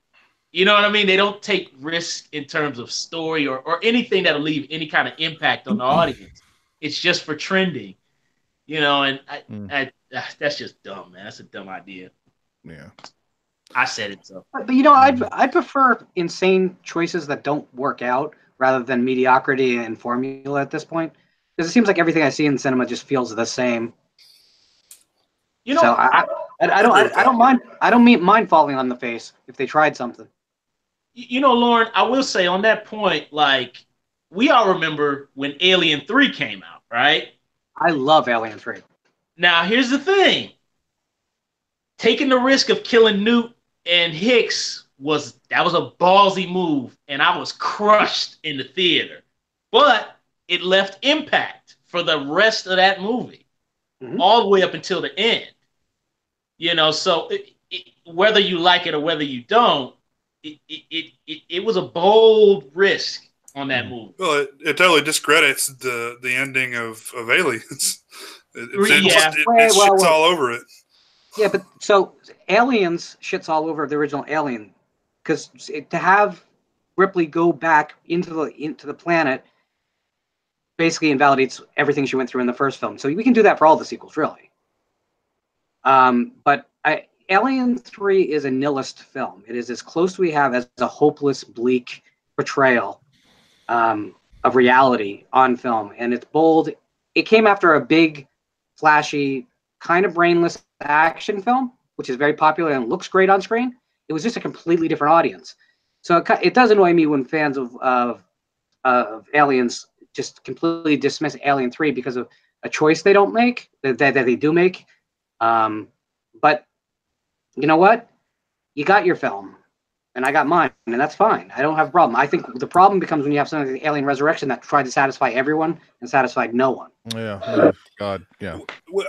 I would like to see Alien 3 done Fincher, the way Fincher wanted to do Alien 3. I feel like it was something lost in the execution there that could have been a much better film. It would have been even darker, so I'm not sure if people would have liked it more, though. Because, the studio lightened that film up, and that is a bleak film. Mm-hmm. Yeah, I like Alien 3. I've caught heat for defending Alien 3. I do think that the choice to kill those two at the beginning was ballsy. I think that, to go from a super big, action, event movie to something as bleak and as nihilistic as Lauren said, that's kind of a ballsy move, because this was a blockbuster franchise. You know what I mean? They're dumping a bunch of money into, and they had to know that this was a movie that not everybody's going to dig. You know what I mean? So I don't know. I prefer the assembly cut personally. That's right. But I don't know. I dig it, and give me Alien 3 all day, every day, 3 times a day over Resurrection. God, that movie's God, yeah. I actually think Resurrection is just as bad as the Alien versus Predator movies, if we're being honest about it. I think It is. I'd rather have the Alien versus Predator movies, honestly. Even Requiem's, you can't see half of Requiem because it's so dark. Give me that. Hey over man, Resurrection. AVP is a shitty movie, but I like watching it. Fucking sue me. I don't care, man. I like AVP. It's dumb as fuck, cool but you got, yeah, I like it. I will say with the AVPs, I hate both of them, but I will say, talking about ballsy, I agree with about you. ballsy moves on film. But what's the scene in Requiem where the pred alien goes into the ward of the hospital? Yes, the pregnancy ward, and yeah, it fills that pregnant woman's belly with alien eggs or alien fetuses or whatever, and yeah. It's nasty and it's cruel, but the balls to pull it off.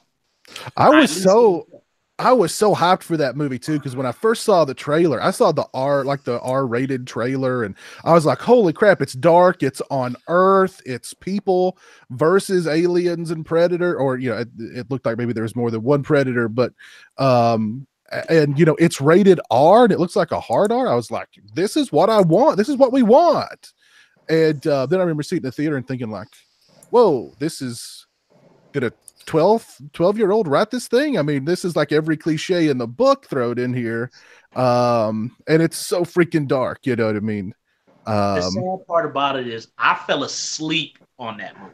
I can understand why. The characters in that movie are they're translucent, they're so thin. I mean, the whole thing of the, you know what I mean? I'm the bad boy. I've just got out of jail and I'm returning home, and you know what I mean? It's just like, oh God, Isn't the brother a pizza man? The brother's a pizza delivery guy, and you know what I mean?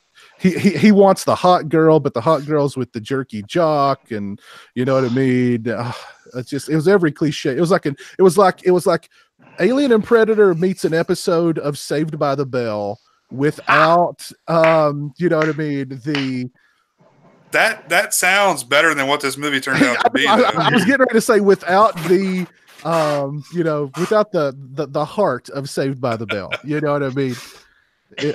Geez. And how weird is it that they made the decision in both Because you films brought it up and again. Come on now. What was that, Lauren? I'm sorry.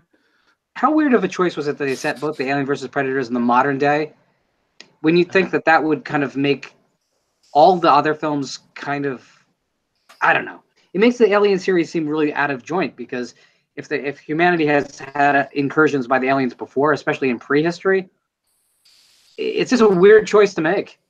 Yeah. I mean, so AVP came out. It was not successful. People hated it.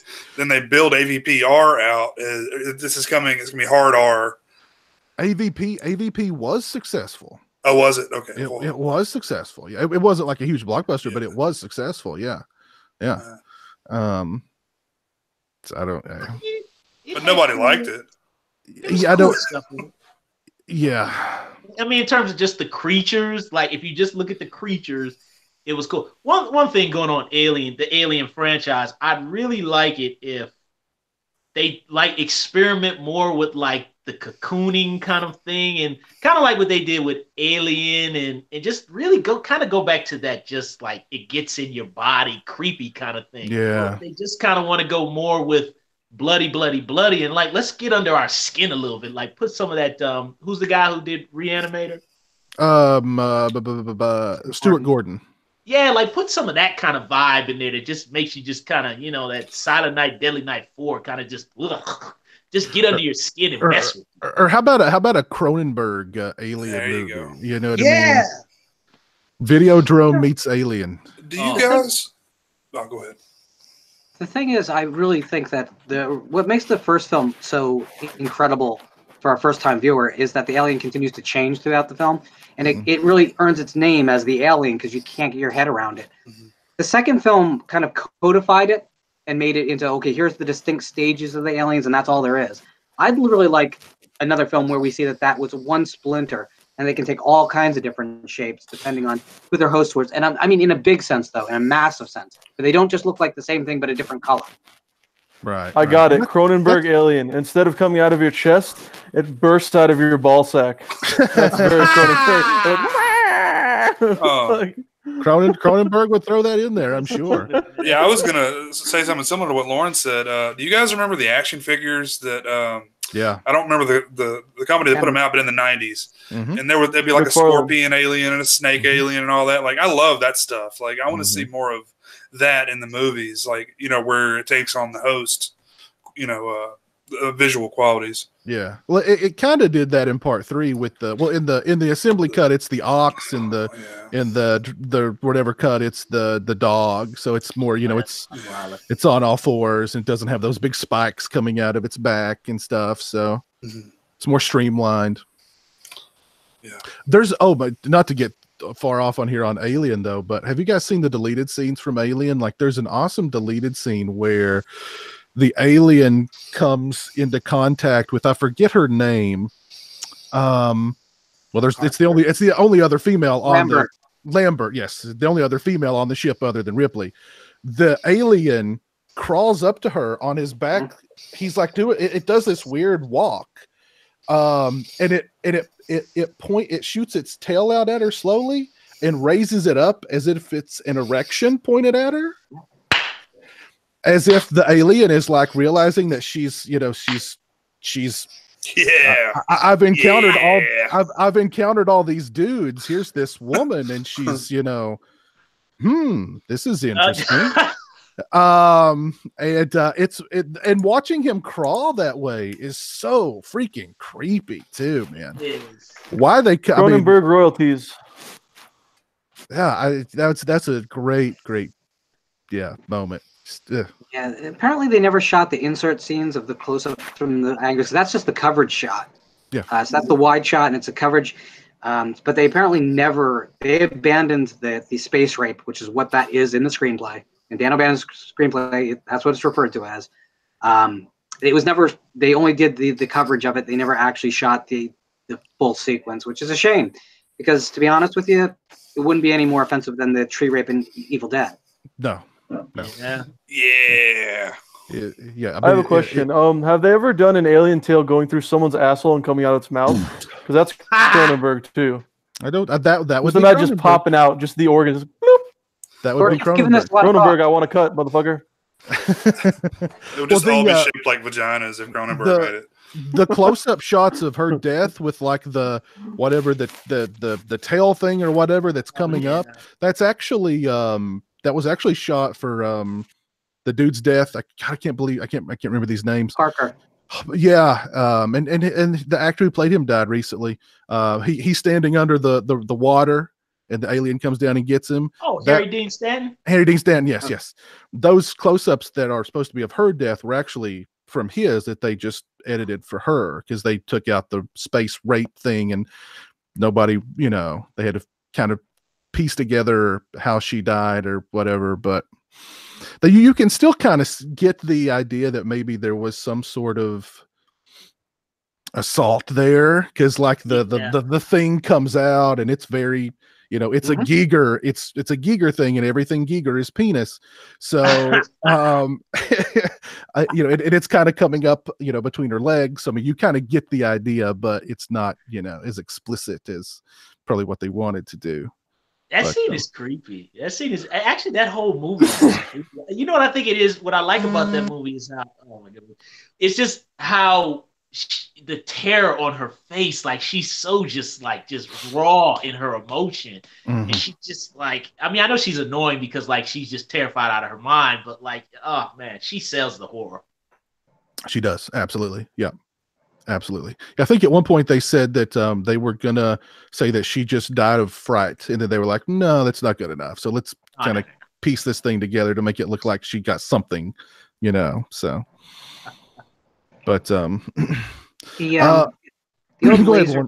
old Laserdisc box set of the original Alien has literally like 5 hours of making of footage and behind the scenes and shots from the set that has never imported over to any release.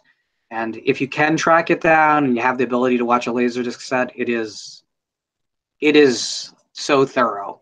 Everything that exists that was shot for that film is there in some format. Yeah, that's a shame. Yeah, that's unfortunate. Yeah. Hmm. But 20th Century Fox is not interested in releasing anything but bare bones of each of the Alien films and box sets of all of them. So it's going to be what it's going to be. Yeah, that sucks. And as much as usually I talk about not wanting special editions, I want just the films looking great and the best transfer possible and the lowest price possible. This is a film that, because it's in my DNA, it's that deep in me. I would buy a 7-disc box set of just the first film. Well, let me ask your thoughts on this, Lauren. What were your thoughts on Prometheus and Alien Covenant? I have kind of controversial thoughts on them. I mean, I think that those films are suffering from something that's going on right now, which is that there's a lot of prejudging of films and there's a lot of like gang mentality going into films. Like, I don't see films where people are willing to speak dissent. Like, you and I both are Alien 3 fans. I would say I'm a really big Alien 3 fan. I think it's, besides the original, it's the best in the series, in my opinion. But that's a really unpopular opinion. But when you talk to people and actually talk to them and kind of explain why, everyone kind of agrees that like, okay, it's not for me, but it's not really a horrible film. But that's not where the conversation started.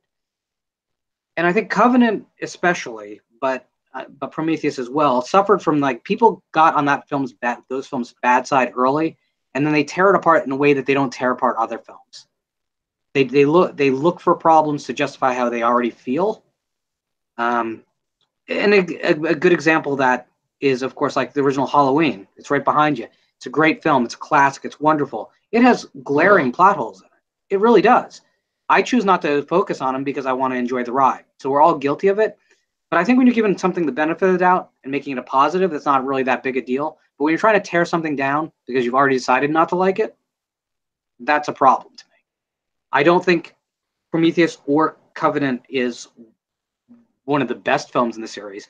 But I mean, is it better than the Alien versus Resurrection? Are they both better than the Alien versus Resurrection film? Alien versus Predator films? Absolutely. Are they better than Resurrection? Absolutely. I mean, that's not even close. They're real movies, for one thing. I think you could take either of those films, re-edit, rewrite a few sequences, and end up with something great. That's not exactly what we got, but there's a lot of bad entertainment that's legitimately bad, and I just think people will pile on those movies. I don't really get it. Okay. Cool. Well, if you've got more on your list of effed up movie endings, Lauren, we'll come back around to you. Monty, what have you got for us, man? This one is not as juicy, but I actually thought of this the other day. The ending to Primal Fear. That's more psychological. Mm-hmm. The reveal that Edward Norton's character actually fooled everybody and did carry out this heinous crime, and he's gonna get off, and he laughs about it and taunts him into the closing credits. That I think that's kind of along the lines of like a Halloween style ending where it just kind of messes with you when the movie's over. You're just kind of like, wow, he fooled me. Because I swear when you watch that movie, you really think Richard Gere has the upper hand because he's Richard Gere. And he's just a sex symbol. He's bad. He's got the courtroom under control. And then you realize in that last act that this, hillbilly Roy guy or whatever, and that's not even his name. You don't know who he is. You just know that he's a psychopath that wanted to kill this bishop, and he killed the other chick too, which he confesses to him in the closing credits. So he didn't even know that girl from the video was killed. I thought that was really, man, Edward Norton really sold that. I just thought that was really, it wasn't the most messed up ending of all time, but I thought it was really creepy the way it was revealed and the way it was played. Okay, cool. Yeah, I mean, I really like Primal Fear too. I mean, that was, Ed Norton, there's no question he's a good actor. He's apparently very difficult to work with. That's why you don't see very much of him these days, but he's a very, very good actor. And yeah, I mean, that's a good ending. He definitely, he was nominated for an Oscar for that movie, and yeah, well think that's what deserved. shot him into the big leagues. That definitely blew him up for sure. So, yeah. What else have you got for us, Monty? Let's see. What's another one I got here? This is a traditional one, but Seven, the head in the box. Mm-hmm. Yeah, the ending to Seven. That was, the one thing about Seven too is that most of that movie you forget when you rewatch it again. That Brad Pitt is an a-hole in that movie. He's not a nice dude at all. He's such an unlikable person. He's just judgmental. He's brash. He's arrogant. And then, like, at the end of the movie, you kind of ride that line where you're just kind of like, damn, that's messed up. He actually killed his girl. And it's almost like his arrogance caught up with him. He really thought he had the situation under control. And it's like, nah, John Doe got you. Mm-hmm. And her head's in the box. so all your dick swinging doesn't mean anything. I still won. And you killed me. Well, and that's another, yeah. I mean, he won by, it was like what do they call it? Where you force the police to kill you. Suicide by cop. Yeah, suicide by cop. Yeah. And that's another star-making performance for an actor that we won't name now. No, I'm gonna fucking name him. No, fuck that shit, man. Regardless of what he did and what he didn't do, Kevin Spacey, when that guy's on, holy shit, he's like Hopkins in his prime, Daniel Day-Lewis in any fucking movie. Like Kevin Spacey when he's on his game, holy shit. Yeah, well, I mean that was kind of that was a role that helped make him a star. That one and The Usual Suspects, which came out very shortly thereafter, and I mean but that I mean, really, he's only in that movie at the very end, so he made I don't think he was originally in that movie. He made a huge impression. Yeah. I mean, he was fire in that movie. I mean, Spacey's badass, man. He's a serious actor. Anything he does he's even awesome in See No Evil, Hear No Evil. And I don't think he likes to talk about that movie. I don't know if I've seen that one. That's with Richard Pryor and Gene Wilder. Oh, okay. Okay. Man, that's, yeah. I just love in Usual Suspects that his character's name is Verbal Kent, which literally means the talking person. I remember back in the day, my old Ma and Pa video store that I spent so much time in, that I loved so much, to promote Seven, they had a box. Oh, no. It hung from the ceiling, and it had like a tuft of blonde, bloody hair sticking out of it. And God, I wanted that thing so bad. I wanted that thing so bad. I don't know whatever happened to it, but I wanted it so bad. I tried to talk the guy into letting me have it, or let me buy it. But there was the big change, Blockbuster, movie gallery, Hollywood Video, etc., like all across North America. But there were some really badass mom and pop stores, and it sounds like that one that you're describing, Piz, I would have given a lot of business to with my shitty allowance money. I've been like, really, Puppet Master 2 through 7. All right, here you go.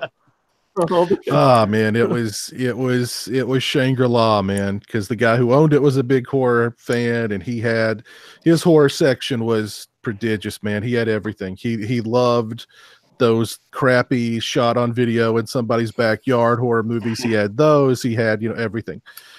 And the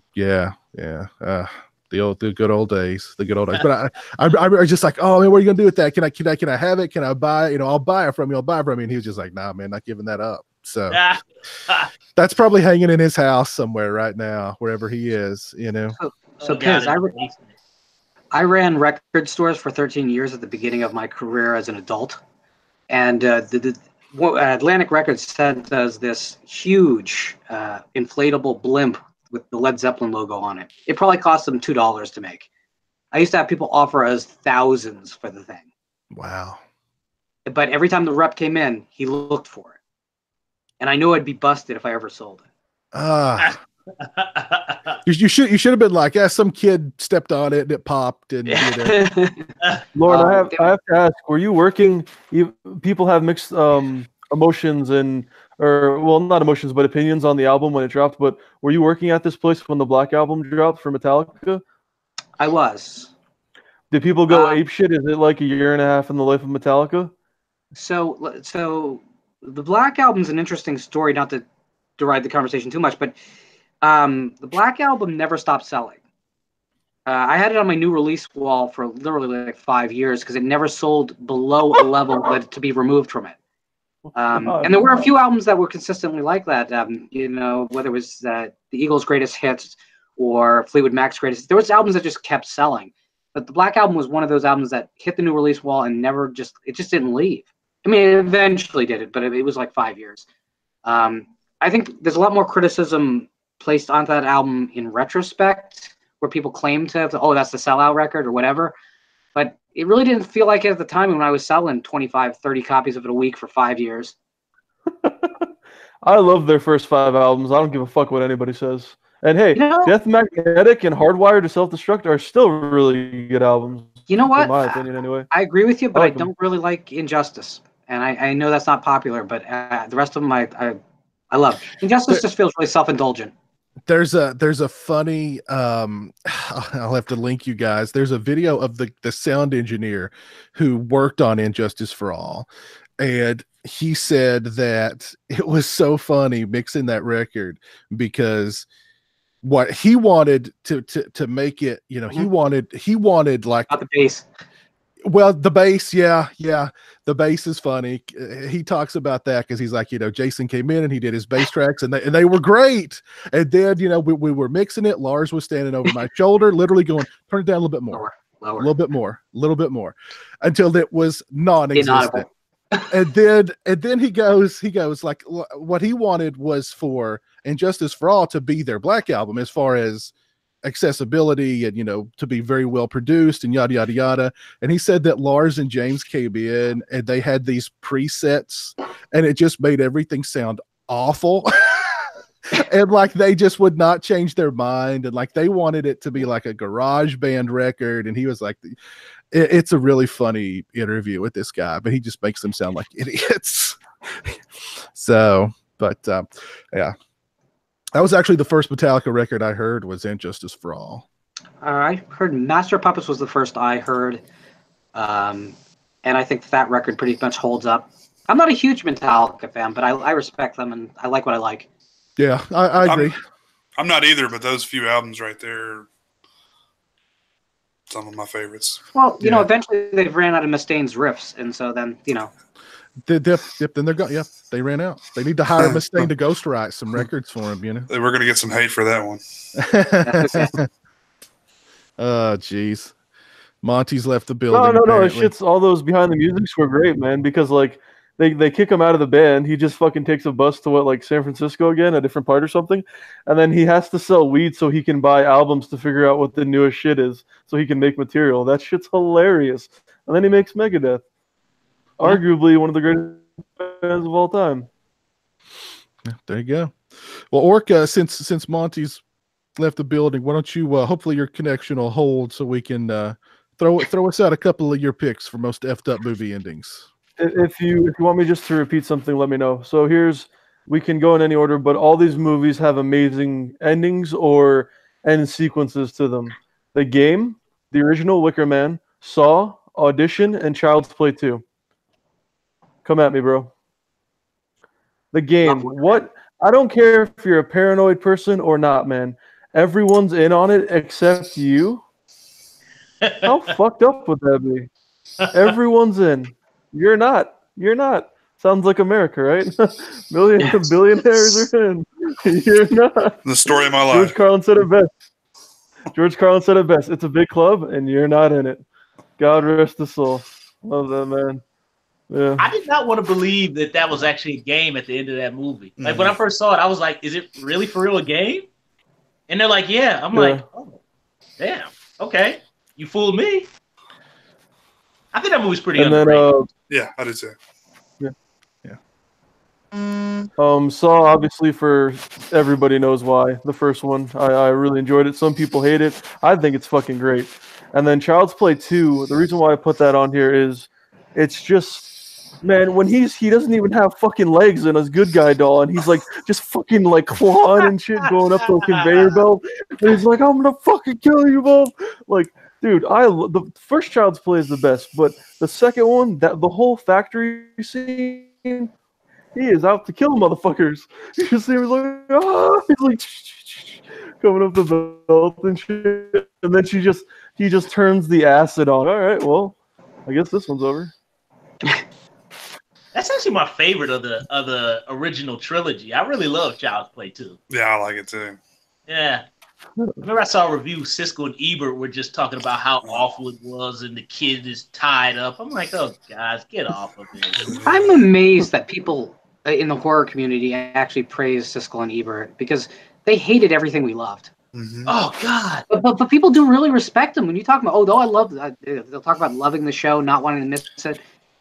How, man? I mean, they gave out Betsy Palmer's address to try and stop this kind of what they didn't like. I mean, it's messed up. Yeah, that Child's Play 2 is endlessly quotable too. Sorry, fuck, my connection sucks. Go ahead, Monty. Oh, dude, have you guys watched their retro review of Friday the 13th, the final chapter? Yeah, probably. It's the best. Who was it? Is the skinny one? That's Siskel, right? Where Siskel is like, it's like watching car crashes lined up together with young girls objects being pushed through them. I'm like, oh my God, shut up, dude. To go back though, it's man. Like Andy, his sister, and you know, of the adopted family, is driving after the truck when he's in the back and he's trying to possess him one of the million times in the movies, and he's like, "Fucking goddamn women drivers!" Just this. Oh yeah, is that where the truck driver comes out? It's crazy. I'm not gonna say the word. He calls her a crazy beat. Yeah. That dude, that's like, goddamn female drivers, and then he goes flying through the windshield. Yeah, that's the dude from Commando that Arnold kills on the plane. Oh. Crazy bitch. Like, I saw you mentioned Audition. That's one that I've not seen in a long time. I need to revisit that when I've got a. What was that? I just picture so many Tinder dates going like this, like going wrong for people who are just like, you know, like 17 to like 45, like that guy who's trying to lower his age to get on Tinder. But like, you know, you just meet. It doesn't matter what race they are. Just a cute, innocent woman. All nice. There's no problems here. No daddy issues. Great doctor. I saw wiring off your foot. Shit. Just go ahead, Lauren. I saw Audition on its American release, which was in 3 theaters in America. I saw it at the Angelica in New York City, which is on Houston Street. And that is an art theater. So they play art films, nice art films. So the theater filled up. It was packed to the gills, opening night, first show. Because Angelica doesn't play all day. They have very limited show times. At least they did that. This art crowd are sitting in the theaters, and they're watching this movie, and they're fine until The Wire comes out. Half the theater start beelining out of the theater. They're jumping over seats. I'm not making it up. It was like a riot to get out of the theater. And to me, I can't even tell you what happens after that scene to this day, because I start laughing the moment the scene starts playing, because all I can remember is all these middle-aged and better supporters of the arts just being completely repulsed by what was on screen. Or guys losing their sweaters with, you know, they tie it around their neck where they're like, oh, God, Eddie Bauer later, fuck it. They have a nice little film by director Takashi Miike. Well, yeah, they're thinking, well, this is a Japanese import. And the film wasn't particularly marketed as something that was horror if you didn't know what it was. I knew what it was through word of mouth, but like clearly they just thought they were seeing some exotic, you know, drama. They were wrong. Great night. Yeah, I need to revisit that one. It's been many years since I last saw Audition. If only you had like a 15-minute YouTube video of that, Lauren, I would pay you like $10. Like right now. I'd just be like, if only there was YouTube back then. They should put you talking about that like on the cover of the DVD to sell it, because like that's awesome. But what makes that movie scary is the fact that she looks like, I mean, when you look at her, you kind of look like Like you could take her. Like you look at her, you go like you know, she's not gonna hurt me. I'll just body slam her.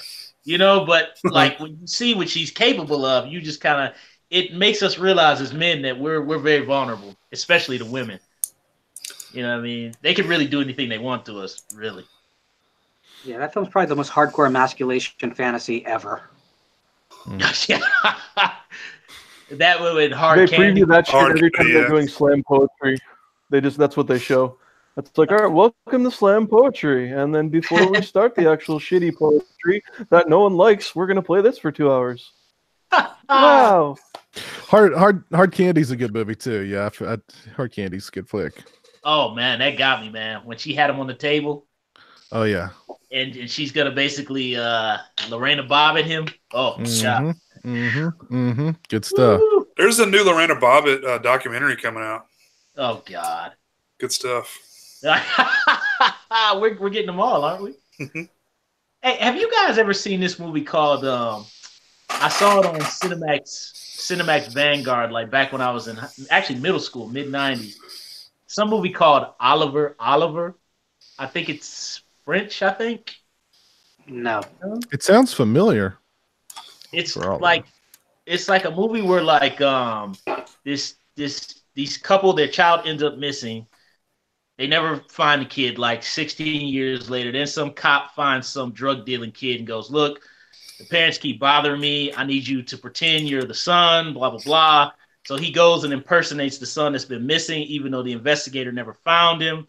And anyway, I'm going to skip through the entire thing. Spoiler alert, but it ends up at the end of the movie that earlier in the movie, they introduced this neighbor character, this guy, right? And the guy's like, hey, you know, he meets the son who's supposedly come back, and the neighbor has this weird look on his face, like, okay. Turns out at the end of the movie, the neighbor is a child molester, and he murdered the couple's kid and buried the kid in the basement.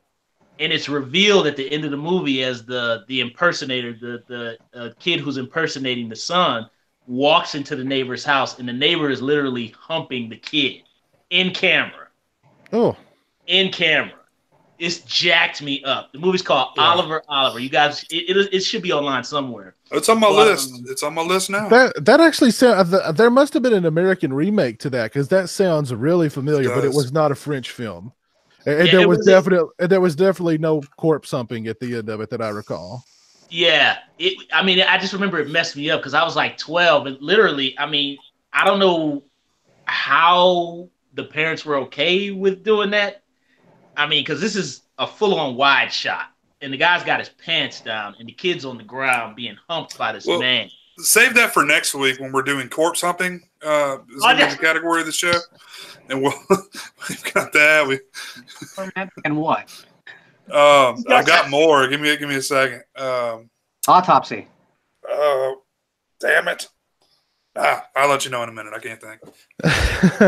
Well, I'm sorry. He's not humping the dead kid, but he's humping another kid who's in the neighborhood. Oh, okay. I thought you were talking about he was humping like the body of he dug up this body or something. Girl? Oh no! I'm sorry. He's humping like some other kid who they introduced earlier in the film. Oh, geez. But it's still like it jacked me up. Are you sure you just didn't see the uncut version of that Different Strokes episode? Oh God.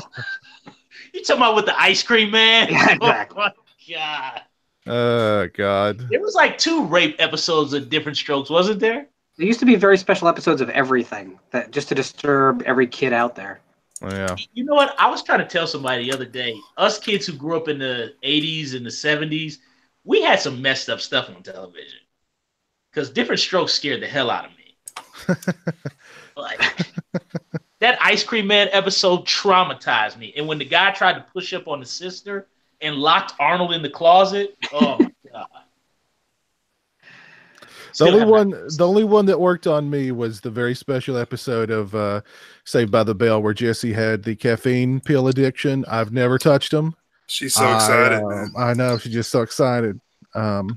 It worked. I've never touched them. You know what? I feel like that there's some kind of ism there against caffeine because caffeine is our friend.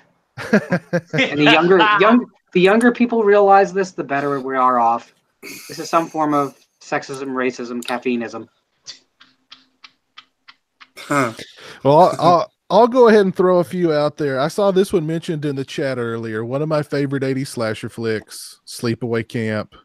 The big reveal that Angela is not an Angela. Spoiler.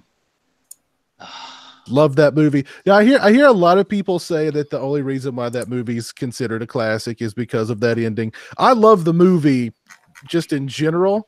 The ending of the movie just puts it over the top to me. Because there's I mean, that movie is just weird from the get-go, because you've got there's this, you know, there's a very sexual aspect to this movie really throughout, that is involving kids, of course. And then, you know, you've got the aunt character at the beginning, who's clearly someone in drag, a man in drag.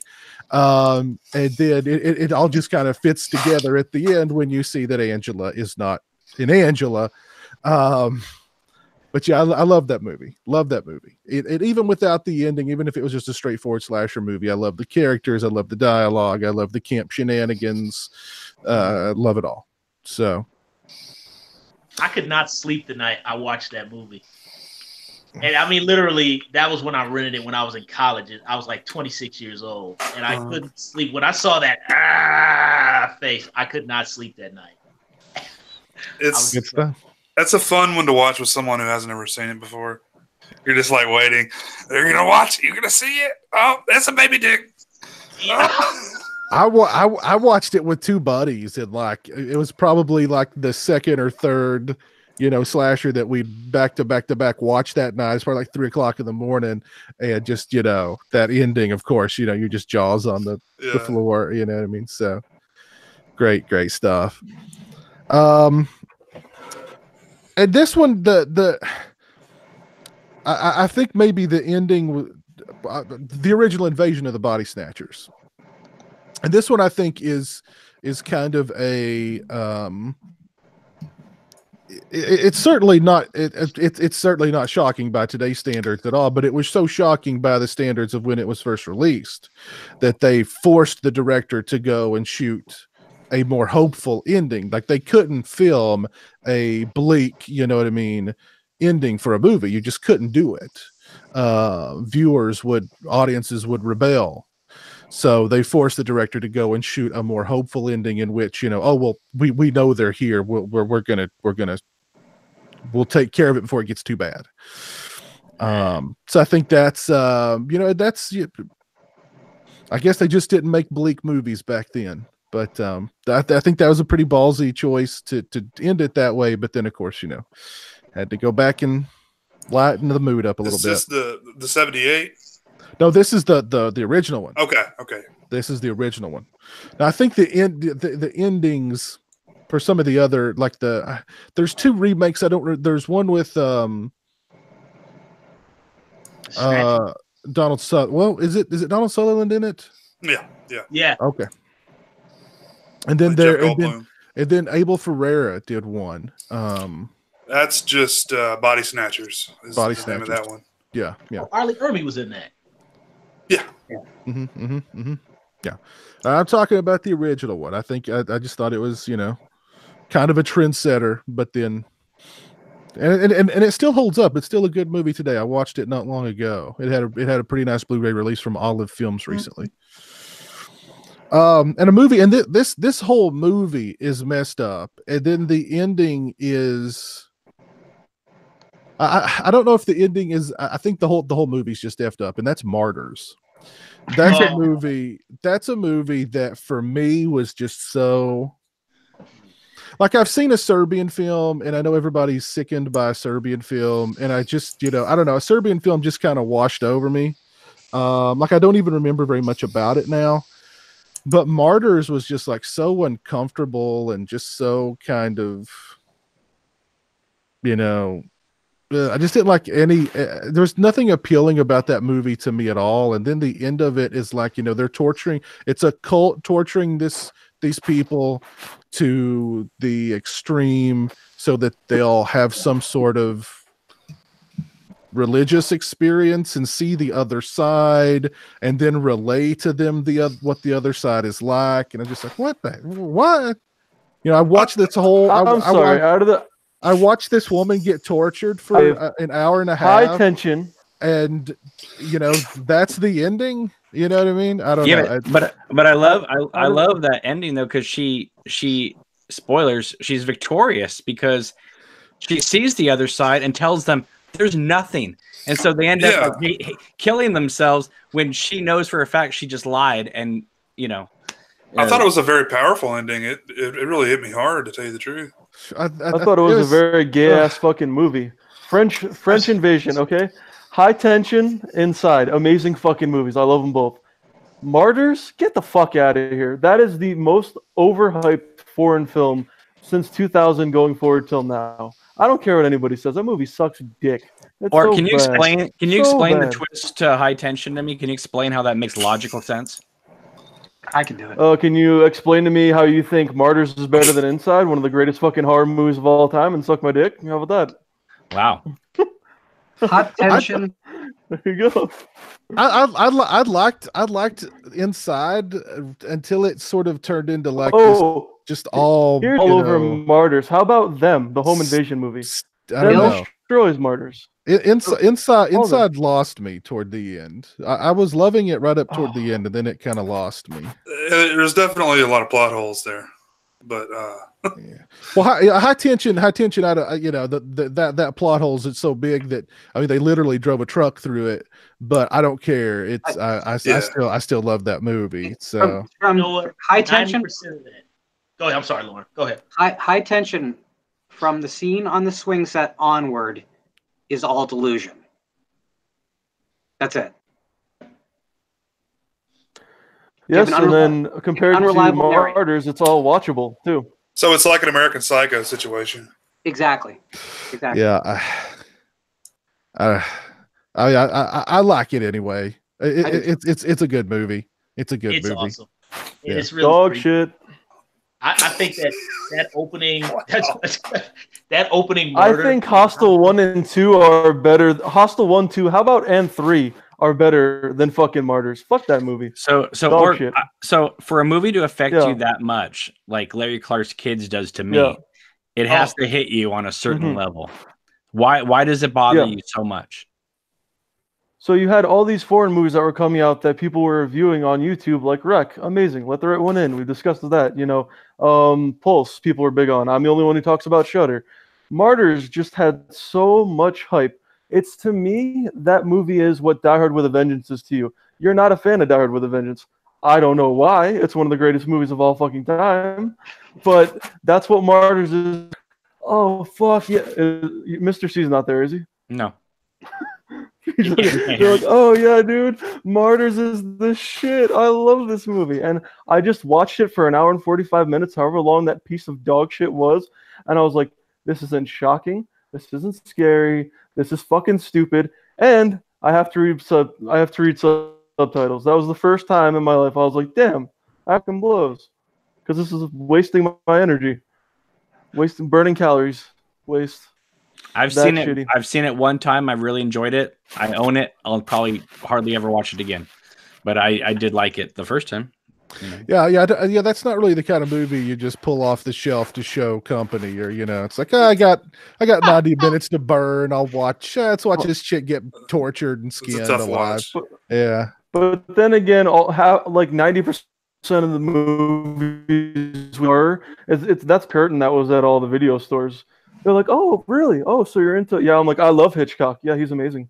Yeah, Halloween? Oh, The Exorcist, classic. And then it's like Cannibal Holocaust. I'm like, oh, fuck, no. Yeah, we got fucking beverages in the kitchen. Just go for it. Yeah. It's on me. Trust me. Yeah. Oh, my God. Let's see. That was really all that was on my list. I did have Old Boy because I love Old Boy. The Mist, that was on my list as well. But yeah, well, let's go back around. Cameron, I think you may have dropped off before you were able to give us any of your. My internet kicked me off, and then I had to put Mr. C to bed, so I rebooted everything. So hopefully it's back. The one movie that I can think of that probably none of you guys have mentioned yet is Michael Tolkien's The Rapture. I don't know if any of you have seen that movie. Not seen it. Not. No. Okay. Yeah. Well, so how do I explain the ending without spoiling the movie? But basically, it's about an atheist who is into like sex swinging parties and things like that, and she feels her life is empty. Has her come to Jesus moment, becomes extremely religious. Years goes by, she marries, she has a daughter, and then she starts getting these visions that she knows the end of the world is coming. Her husband is murdered, so she takes her daughter to the desert and just sits there and waits for God to claim them from the rapture, and God never comes. And so her daughter is hungry and starving, and so the mom feels like God betrayed them, and so she just offs her daughter in the desert, gets in the car, and is driving to like kill herself somewhere else. And she's arrested. She's put in jail, and at that moment, the rapture happens. The jail bars fall. Hark the Herald Angels sing. All the angels are in the sky, and God basically denies her because she betrayed everything she stood for, and everybody else goes to heaven, and she's left in hell. There it is. That's a good movie. Awesome. 90 minutes. Wow. That is awesome. Yeah. So if you can find that movie, it's really powerful shit.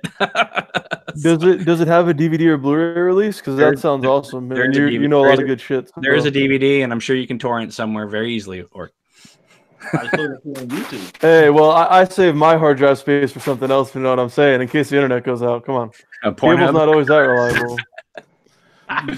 Yeah, downloads. There you go. Premium. Anyway, The Rapture is one of those movies that it's what I've heard in the past referred to as like a cinematic rape, where it's like they beat you up for an hour and a half, 2 hours, and then you're just left in the alleyway, and you're just at the end of that movie, you're just like, what the hell happened to me? So, that sounds good. Yeah, I'd like to check that out. Yeah, I'd like to check that one out. Yeah. That's I'm sure you guys, I don't know what other titles have you guys mentioned since I've been out. Oh gosh, I just mentioned Sleepaway Camp Martyrs and Invasion of the Body Snatchers. We've mentioned Old Boy. We've mentioned The Mist, of course. We've mentioned Isn't it interesting you talk about Old Boy and The Mist, and I find it interesting these movies and Martyrs, all these movies that have supposedly had these messed up endings have all been remade in some way, and sometimes they do it to lesser the ending. Like, for instance, compare the original version of The Vanishing compared to the American one, where they redid it and it made it a happy ending. The original version of The Vanishing is probably one of the most disturbing endings of all time. Yeah. And I won't spoil that one, but if you haven't seen it, it's a Criterion release, but it's a very slow burn type of film, but that ending is what hits you. Yeah. And is that the one with the coffin? Yeah, it's a really freaking good movie too. Yeah, I can't believe I forgot about that one. That one would have fit in perfect. Yeah. Don't watch the remake. That's what I'm saying though. But all of these movies with really harsh endings almost have all been remade in a way where the whole point of the film is the harsh ending, and they dilute it, which is weird. I mean, The Mist is incredibly powerful, and I think it's more powerful in black and white than it is in color. That ending. Just the with the seeing the paratroopers in the back with the flamethrowers in black and white. I don't know. To me, it's much more not Night of the Living Dead type of feeling. I think that they were going for, and I think if that film had been released in the theaters, it may not have been made more money, but I think it would have been more respected by the critics if they had released it as the black and white version. But I don't know. That was Harvey Weinstein's call, and we all know he makes good judgment. That's true. It's true. So. But yeah, The Vanishing is excellent. The do not get the American remake though. It's unfortunate because it's the same director. And yeah, I don't know.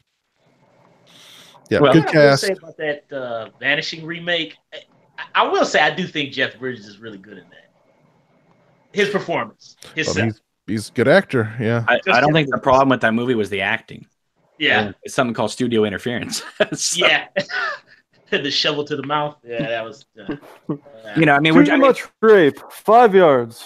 But it's weird though. I mean, like a movie like 12 Monkeys, right? That has like a really powerful ending. I don't know if it's does that fit in the criteria of messed up endings though? Because the idea of seeing yourself die as a little boy, you know, a little boy sees himself die as an older man, and then knows he has to repeat that circle for eternity, but he's gonna end up saving the world anyway by getting the cure for the disease. I don't know. It's kind of bittersweet, you know. Yeah, yeah.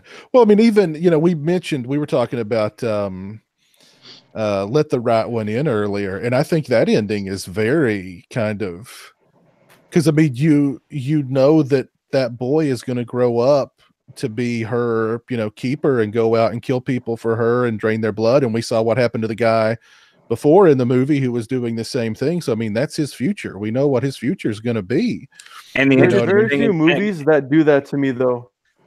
And other things like, sorry, go ahead. Sorry, Orc. But again, the original versus the remake.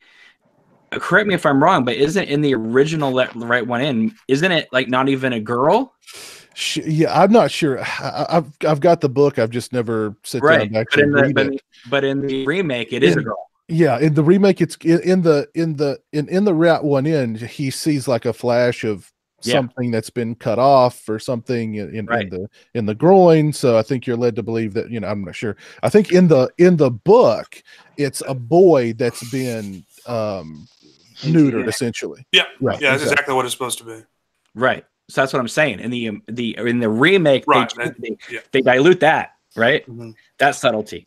That was a big part of the film to me too. I know Cole and I talked about that on our show a while back. That he didn't actually understand that. He had actually missed that. That was supposed to be the point. He just thought it was some sort of a scar, like some sort of genital, like a mutilation type thing. Yeah. So I thought, but horror or not, man, that's like top 5. Like at the end of the movie, or from the end sequence to when the credits roll. That's one of the films, definitely top 5 for me out of any kind of movie, where I'm like, holy shit. And it's like when your heart stops when you sneeze, like you're just like impacted so much. You're like, holy fuck, what are these two going to do when they're riding on the train? Mm-hmm. This shit's insane. Mm-hmm. And I wonder, I've not read the book, and I don't know if any of you guys know, but I wonder, I've always wondered if, if the character did that to himself, or if somebody did that to him so that he couldn't reproduce and maybe make more of him, or more vampires or whatever. And it's meant to be even worse than that. It's like, imagine having to live eternity without the ability to consummate. Yeah, that's a rough deal. It is. That actually is ultimate, like, just suffering. I mean, because you think about how people probably want to blow their own brains out on a daily basis, but you're just stuck. Yeah. Yeah. Great flick. Great flick. Were there any movies on your guys' list that we didn't go over that you guys want to touch upon now? What about the ending to Henry Portrait of a Serial Killer? That's a good one. Yep, that's a good one. Yeah. That's a freaky movie. I had never seen it before, and I rented it from Family Video. And first of all, Tom Tolles, who can play the rest in peace, play the ultimate sleazebag, but it did not even dawn on me that I knew he was toying with his sister, but I didn't think he was actually going to go that extra mile, even though he's a psychopath, to actually full on like attack her. And then the fact that Michael Rooker saves the day, but that suitcase is lying on the side of the road. Yeah, that's when they kill the family and they keep watching the video and he's like, rewind that. They actually holy fuck. I hope I stay on my meds. This is terrible. They actually made a sequel to that movie that's not bad. Really? Yeah, they made a sequel to it. It's the guy who directed Ed Gein, and he directed another serial killer movie that was named after the serial killer. I can't remember, but it might have. I don't recall. But it's not bad, to be honest. It's just as bleak and awful in a good way as the first one. Not as good, but it's Is that movie the one that is mostly like the jailhouse confession with flashbacks? No. No. Henry Portrait of a Serial Killer is a lot like, in a way, a lot like Sling Blade to me, where it's like the first couple times you see it, you're like shocked by like the horror of like the Dwayne Yoakam character, or like, you know, and Henry, just the overall violence of it. And then the more you watch it, you start to realize that the filmmakers inject a lot of humor into that film that you just don't see, because it's so, the tone is so pessimistic, so violent, that you don't see the humor. And yet if you break it down, there's a lot of humor in that movie. It's just not like, you know, jokey. But it's like true to life, almost docudrama humor. I don't know. There's just, am I the only one that found it funny? No. I think it's actually because my sense of humor is pretty sick, but I think it's the scene where they gun down the guy who's gonna help them on the side of the road, and like after they gun him down, they cross their arms and like they're so proud of themselves that they murdered the guy. I was just like, oh, that's fantastic. I just love how they're just so proud of themselves that they just killed this guy. That scene is pretty, yeah. Well, I mean, yeah, it's you know, I mean, it's kind of, you know, really, I mean, it's, you know, he's teaching him how to be an effective serial killer, which is, you know, you never, you know, use a gun on one, use a knife on another, you know, kill a guy, then kill a woman so that they can't trace you, be completely, you know what I mean, anonymous so that there's no link to you. And I mean, it's kind of like, you know, that's now remember though, this movie was made in 86. Released in 90, so DNA was not something that was well known at that time.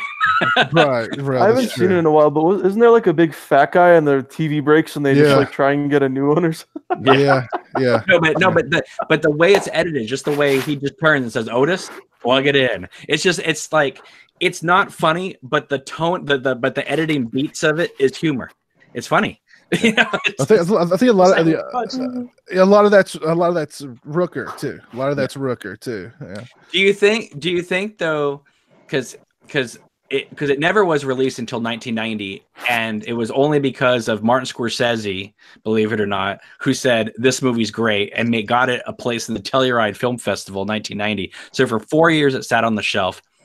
But one of the other reasons why it got released was because Michael Rooker was in Mississippi Burning, Sea of Love, all these other movies. So they had a name to play it. If that movie had just come out in 86 with nobody knowing who these people were, I wonder if Michael Rooker would have gotten a career. That's funny. That's a good question. That's a good question. You know, but I mean, do you think the power of that movie is still there, even though we now know who Rooker and Tom Tools are and things like that? Yeah, it's there's something very raw and very almost documentary like about that movie. It's very just, you know, it's just one of those grimy, you know, like you watch it, you feel like you need to take a shower afterwards kind of movies. But because you recognize the people in it, I don't know. The director never made a film on this level again. I mean, Mad Dog and Glory is really interesting. Wild Things is really interesting, but it's not Henry Portrait of a Serial Killer. Yeah. You know, that movie is like, that's almost like a Mean Streets type of movie where you think that filmmaker is going to go on to be one of the great filmmakers of all time. And, you know, Wild Things. Yeah. yeah. Wild Things is entertaining, and you know, because that Bill Murray cameo comes out of nowhere. I'll never forget watching it. Cameron, you mean going on to Peeping Tom has a big career ahead of him? What is it? Killed his whole fucking career. Peeping Tom killed his whole fucking career. Yeah. Unbelievable. Boogie in the chat mentions the movie Pin, which is a really good movie. It's been a while since I've seen it, but it's a really good movie. It's got Terry O'Quinn in it. Yeah, really good movie. I need to revisit it soon. Let's see what's going on out in the chat tonight. We've got Cole out in the chat with us. How are you doing tonight, Cole? Hope you're doing well. Verisimilitudes in the chat. He mentions Jeepers Creepers. Boogie mentions Pumpkinhead. Let's see. Grace's Horses wants to know what happened to the Muppet guy. Let's see. The Pledge with Jack Nicholson. That's a downer. Can I just inject something real quick? The Pledge. If you really like that movie, The Pledge, there was a movie made about 4 years earlier. The same story. It's called The Cold Light of Day with Richard E. Grant. It is phenomenal. It's a British film. And so when I saw The Pledge, I remember sitting there going, I've seen this movie before. Like, so if you like that film, check it, try to find it. It's hard to find, but it's called In the Cold Light of Day and Richard E. Grant. And it's the same story, but it's really well done. Cool. I'll have to look into that. Cool. B-Movie Mike is sick. He's a little under the weather this week, but he will be back. Alexander Barnes, how are you doing? Hope you're doing well tonight.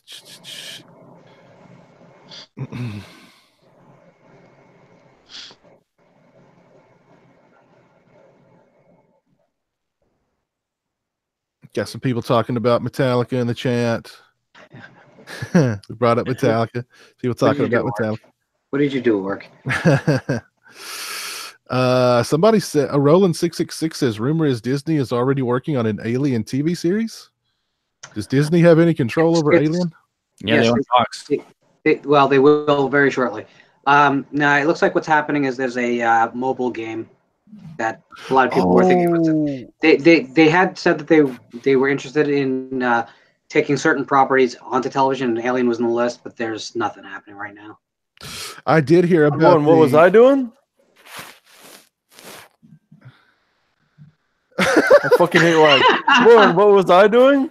I was just riding the lightning, baby. Okay. I don't want to die. Woo-hoo. Now, I did hear about the Alien Isolation sequel that's going to be a mobile game, and that's pissed a lot of people off. Let's see what else we got going on out in the chat tonight. Manny Gatillo is with us in the chat tonight. How are you doing, Manny? Hope you're doing well. Robbie says he loves the Alien 3, the assembly cut. Well done. Well done.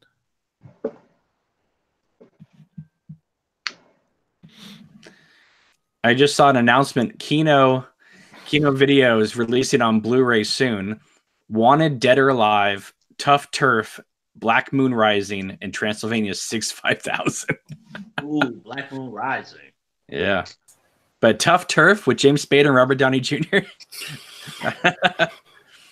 Well, Bon Jovi directed his own movie. That's cool. Wanted pizza pie. It's got Rutger Hauer in it. Yeah. Is he a bounty hunter? And Gene Simmons, right? Yeah. Gary Reeves mentions May having a messed up ending. It does, yeah. And somebody else earlier in the chat mentioned Lucky McKee, and why doesn't he get any recognition when we heap all this recognition on Eli Roth? That's a good question. I think that he is a definite contender more for Master Horror than Eli Roth. Well, and Eli Roth had a lot more help. I mean, being buddies with Quentin Tarantino doesn't hurt. That's true. That's very, very true. Eli Roth has sucked a lot more dick too, so I mean, we got to put that into consideration. I wonder if coming off May and his follow-up being The Woods and having so much trouble with that, if that didn't kind of. Yeah. I mean, that's a possibility. I don't know, but people like the. I never saw The Woman. I heard that's pretty good though. Yeah, I like The Woman. Yep. Okay. I mean, it's the same reason. Like, why are they getting directors of music videos to do these films these days? This is a guy who's got a track record, who is not going to ask for a ton of money, but nobody's going to give him a shot. Yeah. It's Rhonda Toy is in the chat tonight. She says, Happy New Year. Happy New Year to you, Rhonda. Hope you're doing well. CBN Siegel mentions Prisoners having a messed up ending. I love Prisoners. I need to watch that one again. That's a good one. Mm-hmm. I love that movie so much. My best friend who's got 2 kids, I told him, I was like, man, you gotta watch it. And then he came back and just looked at me and was like, what's wrong with you? That's all he asked me. I was like, Prisoners is great. Speaking of, that's like Villeneuve. I'm not sure how to say his name, the French name. Yeah. Someone was saying in the chat earlier that the Dune movie has already got Batista is going to be in the film, and someone else he mentioned. But that's how do you guys feel about him doing a new Dune movie? All right, boys. Here's fact and fiction. All right, The Rock is the only wrestler who's ever made good fucking movies. Everybody else, they can't act. Stick to the mic. What? Wait a minute. Are you talking? Wait a minute. Surely you don't mention you're not including Roddy Piper from They Live in their work. Okay, well he gets a pass because that's one of the greatest movies of all time. But Okay. Piper. But he wasn't like The Rock's been in like 90 movies. Piper's been in like what, like 2? The Rock has been in 90 movies, but I think This year. I think like 1, 2 of them have been okay. I think one They Live is about 25 Rock movies. There you go. There you go. There you go. Get the fuck out of here. Stone Cold, greatest wrestler of all time, sold the most shit. He sucks at acting. H, dog shit. John Cena. Oh my god, he's fucking crap too. Like I You're not seeing I the don't even watch first Marine movies. movie. The first they made like 6 Marine movies, man. Those are great. Batista's good in Blade Runner 2019. Yeah, he's good in that. Yeah, he was good in that. Yeah, and hey, Batista's he's got that Guardians of the Galaxy money under his belt. He's doing good. He's doing good for himself. So, unfortunately, Word life.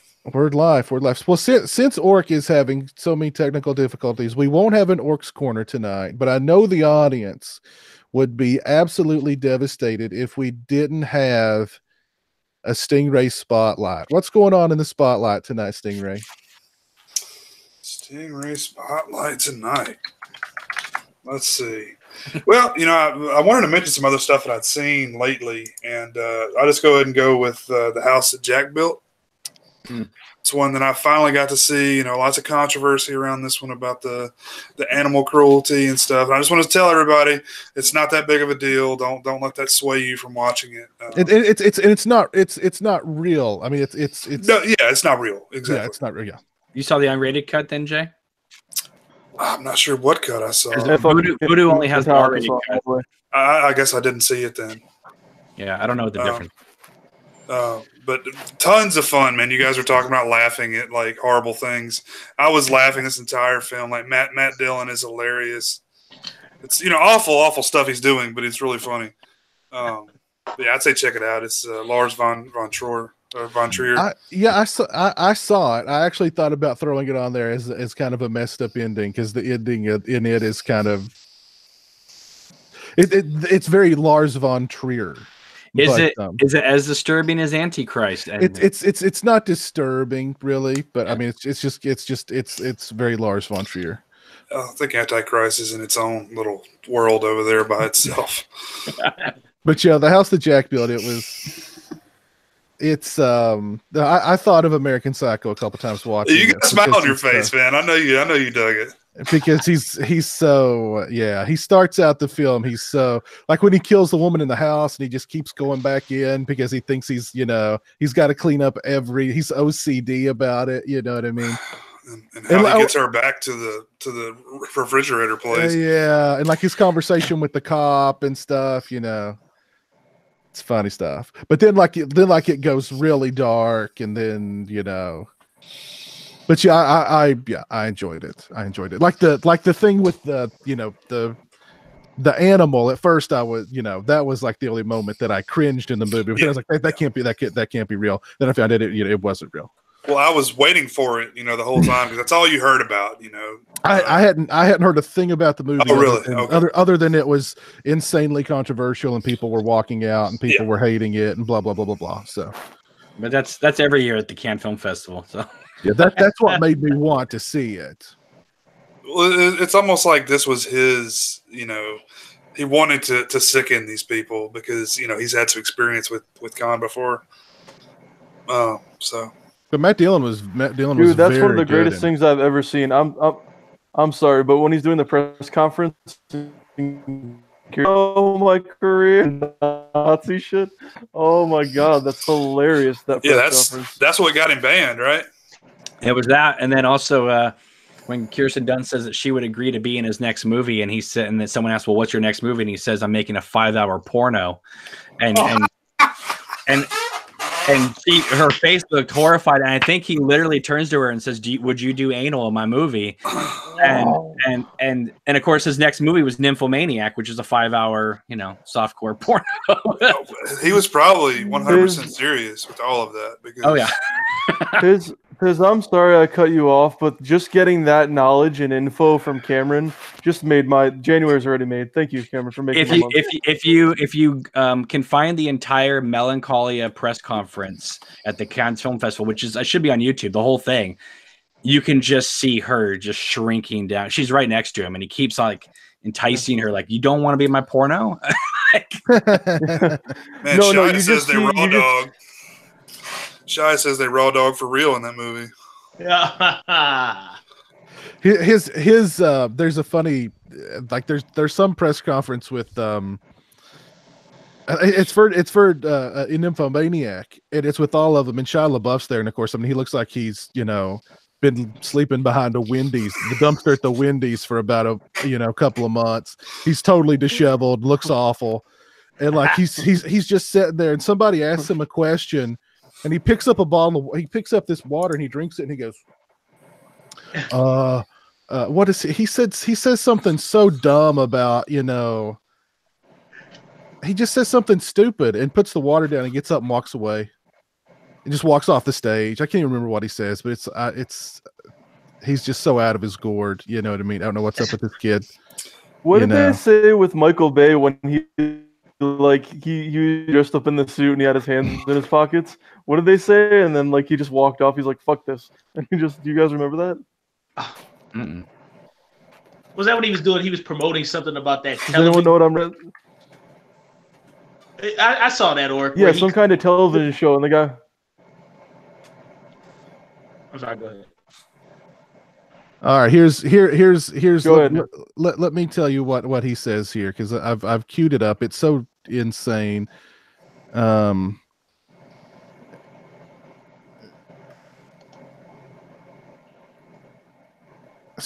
Okay, here he is. When the seagulls, he takes a sip of his water, follow the trawler, then he wipes his mouth. It is because they think sardines will be thrown into the sea. Thank you very much. He gets up and walks away. Just walks out. Oh my god. This is a guy that live streamed himself watching his own movies for like 3 days straight. So well, and he pulled his teeth when he did that tank movie, whatever it was. Oh yeah, with Brad Pitt. Yeah. What is he trying to? I mean, is he going for like a Daniel Day-Lewis type thing? Like, I don't know why he's so. It's like it's some sort of bad performance art or something. Like No, it's after you have Megan Fox, you just turn out that way. That's how it goes. Every time.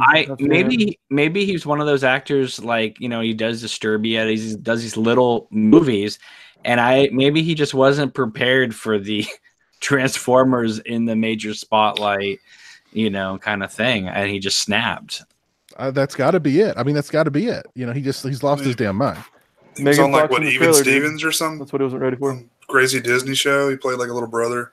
But guys, is it really that bad being in that business? I mean, because I know you guys have met quite a few actors who are in the business. I think if you're partying it up at Michael Bay's house every weekend, you might see life a little differently. Yeah, he saw something at a Bay party that blew his mind out. So, and then if you're at a Bryan Singer party, that's a whole other story. So, I'd rather go to the Bay party. Trust me, I'd rather go to the Bay party. Yeah, him and Aaron Carter are like doing blow off strippers' asses when they're like 12 years old. So I'm sure. Oh God. I'm sure it was a rough experience. Oh God. Did any of you guys, talking about messed up endings, did anybody mention William Friedkin's Bug? Because that's a pretty messed up movie, and it's got a messed up ending. Yeah, no, nobody brought that up. Yeah, nobody remembers that movie. I remember. I do remember it. I saw it. I got tons of refunds that I had to hand out at the theater for that movie when it came out. I wish I'd gotten a refund on that movie. Oh, dude, it was multiple. Nobody finished the movie. It was just like refund. I was like, okay. You cost us money, William Friedkin. But And then he doubled down with that screenwriter, and they made Killer Joe, full on NC-17 Matthew McConaughey movie. Oh, I love Killer Joe.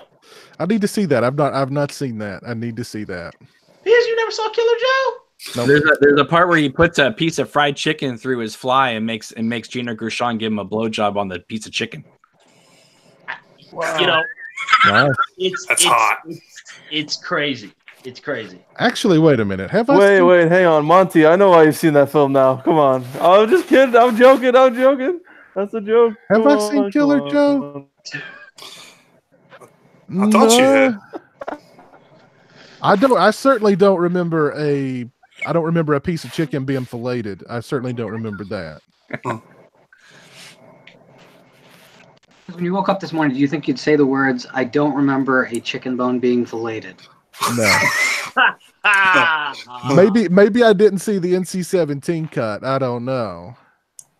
I don't think I said. There's another Matthew McConaughey movie where he's like no, I don't think I saw this one. Oh well. Yeah, it's pretty crazy.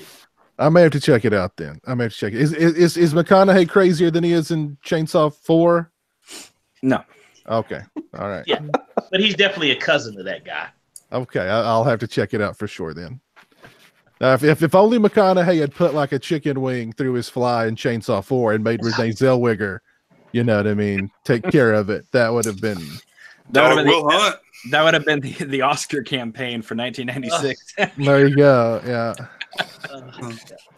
Oh goodness. Well, guys, I think we've said it all tonight about just effed up movie endings and all sorts of other topics as we usually do here on the Sausage Factory. So let's go ahead and call it a night. And big thanks to everybody who joined us tonight in the chat. Had a lively chat tonight as always too. Thank you for. Oh my goodness, Eric Freeman is watching with us tonight. Eric Freeman is in the chat. Hello, sir. Hope you're doing well. Oh, He showed up to hear about filleting chicken. He jumped on right at the perfect time, talking about doing bad things with chicken wings or chicken legs, unfortunately. But Eric, how are you tonight, sir? Hope you're doing well. Thanks for tuning in. E-Boogie, CBN Seagal, Jacob McCollum, Cole, of course, Cole. Eric wants you to know, Orc, that he's headed to McDonald's for you, Orc. Man, you're the man. I got to get you to sign if I buy selling it on Blu-ray because I only have it on DVD. You got to sign that shit. Just draw McGriddle and like Ronald McDonald and be like, "I'm your boy," and then just send that shit like overnight. He would do it, man. Send him your DVD for sure. He'll do it.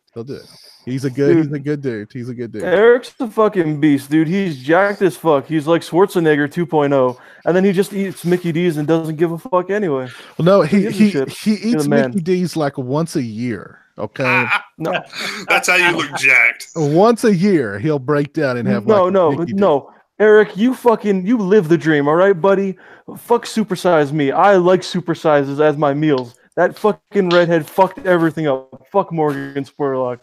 Eric Freeman for president. There you go. Okay. Let's see. Versamilitude, thanks for watching tonight. Grace's Horses. Let's see. Who else do we have with us tonight? Robbie, my buddy Robbie, thank you for tuning in. Chris Wynn, thanks for tuning in, man. Hope everything's going well for you down in Louisiana. Roland 666, thank you. Gary Reeves, Carolyn P. Thank you guys for tuning in. We will see you again next weekend. We'll see you guys next week with another episode of the Sausage Factory right here on the Sausage Factory YouTube channel. You guys, Mud is the movie I saw. Thank you, CBN. That's the one I saw that had McConaughey in it. That was Mud. Thank you. All right. Everybody have a good week. We'll see you next week. Take care. Peace.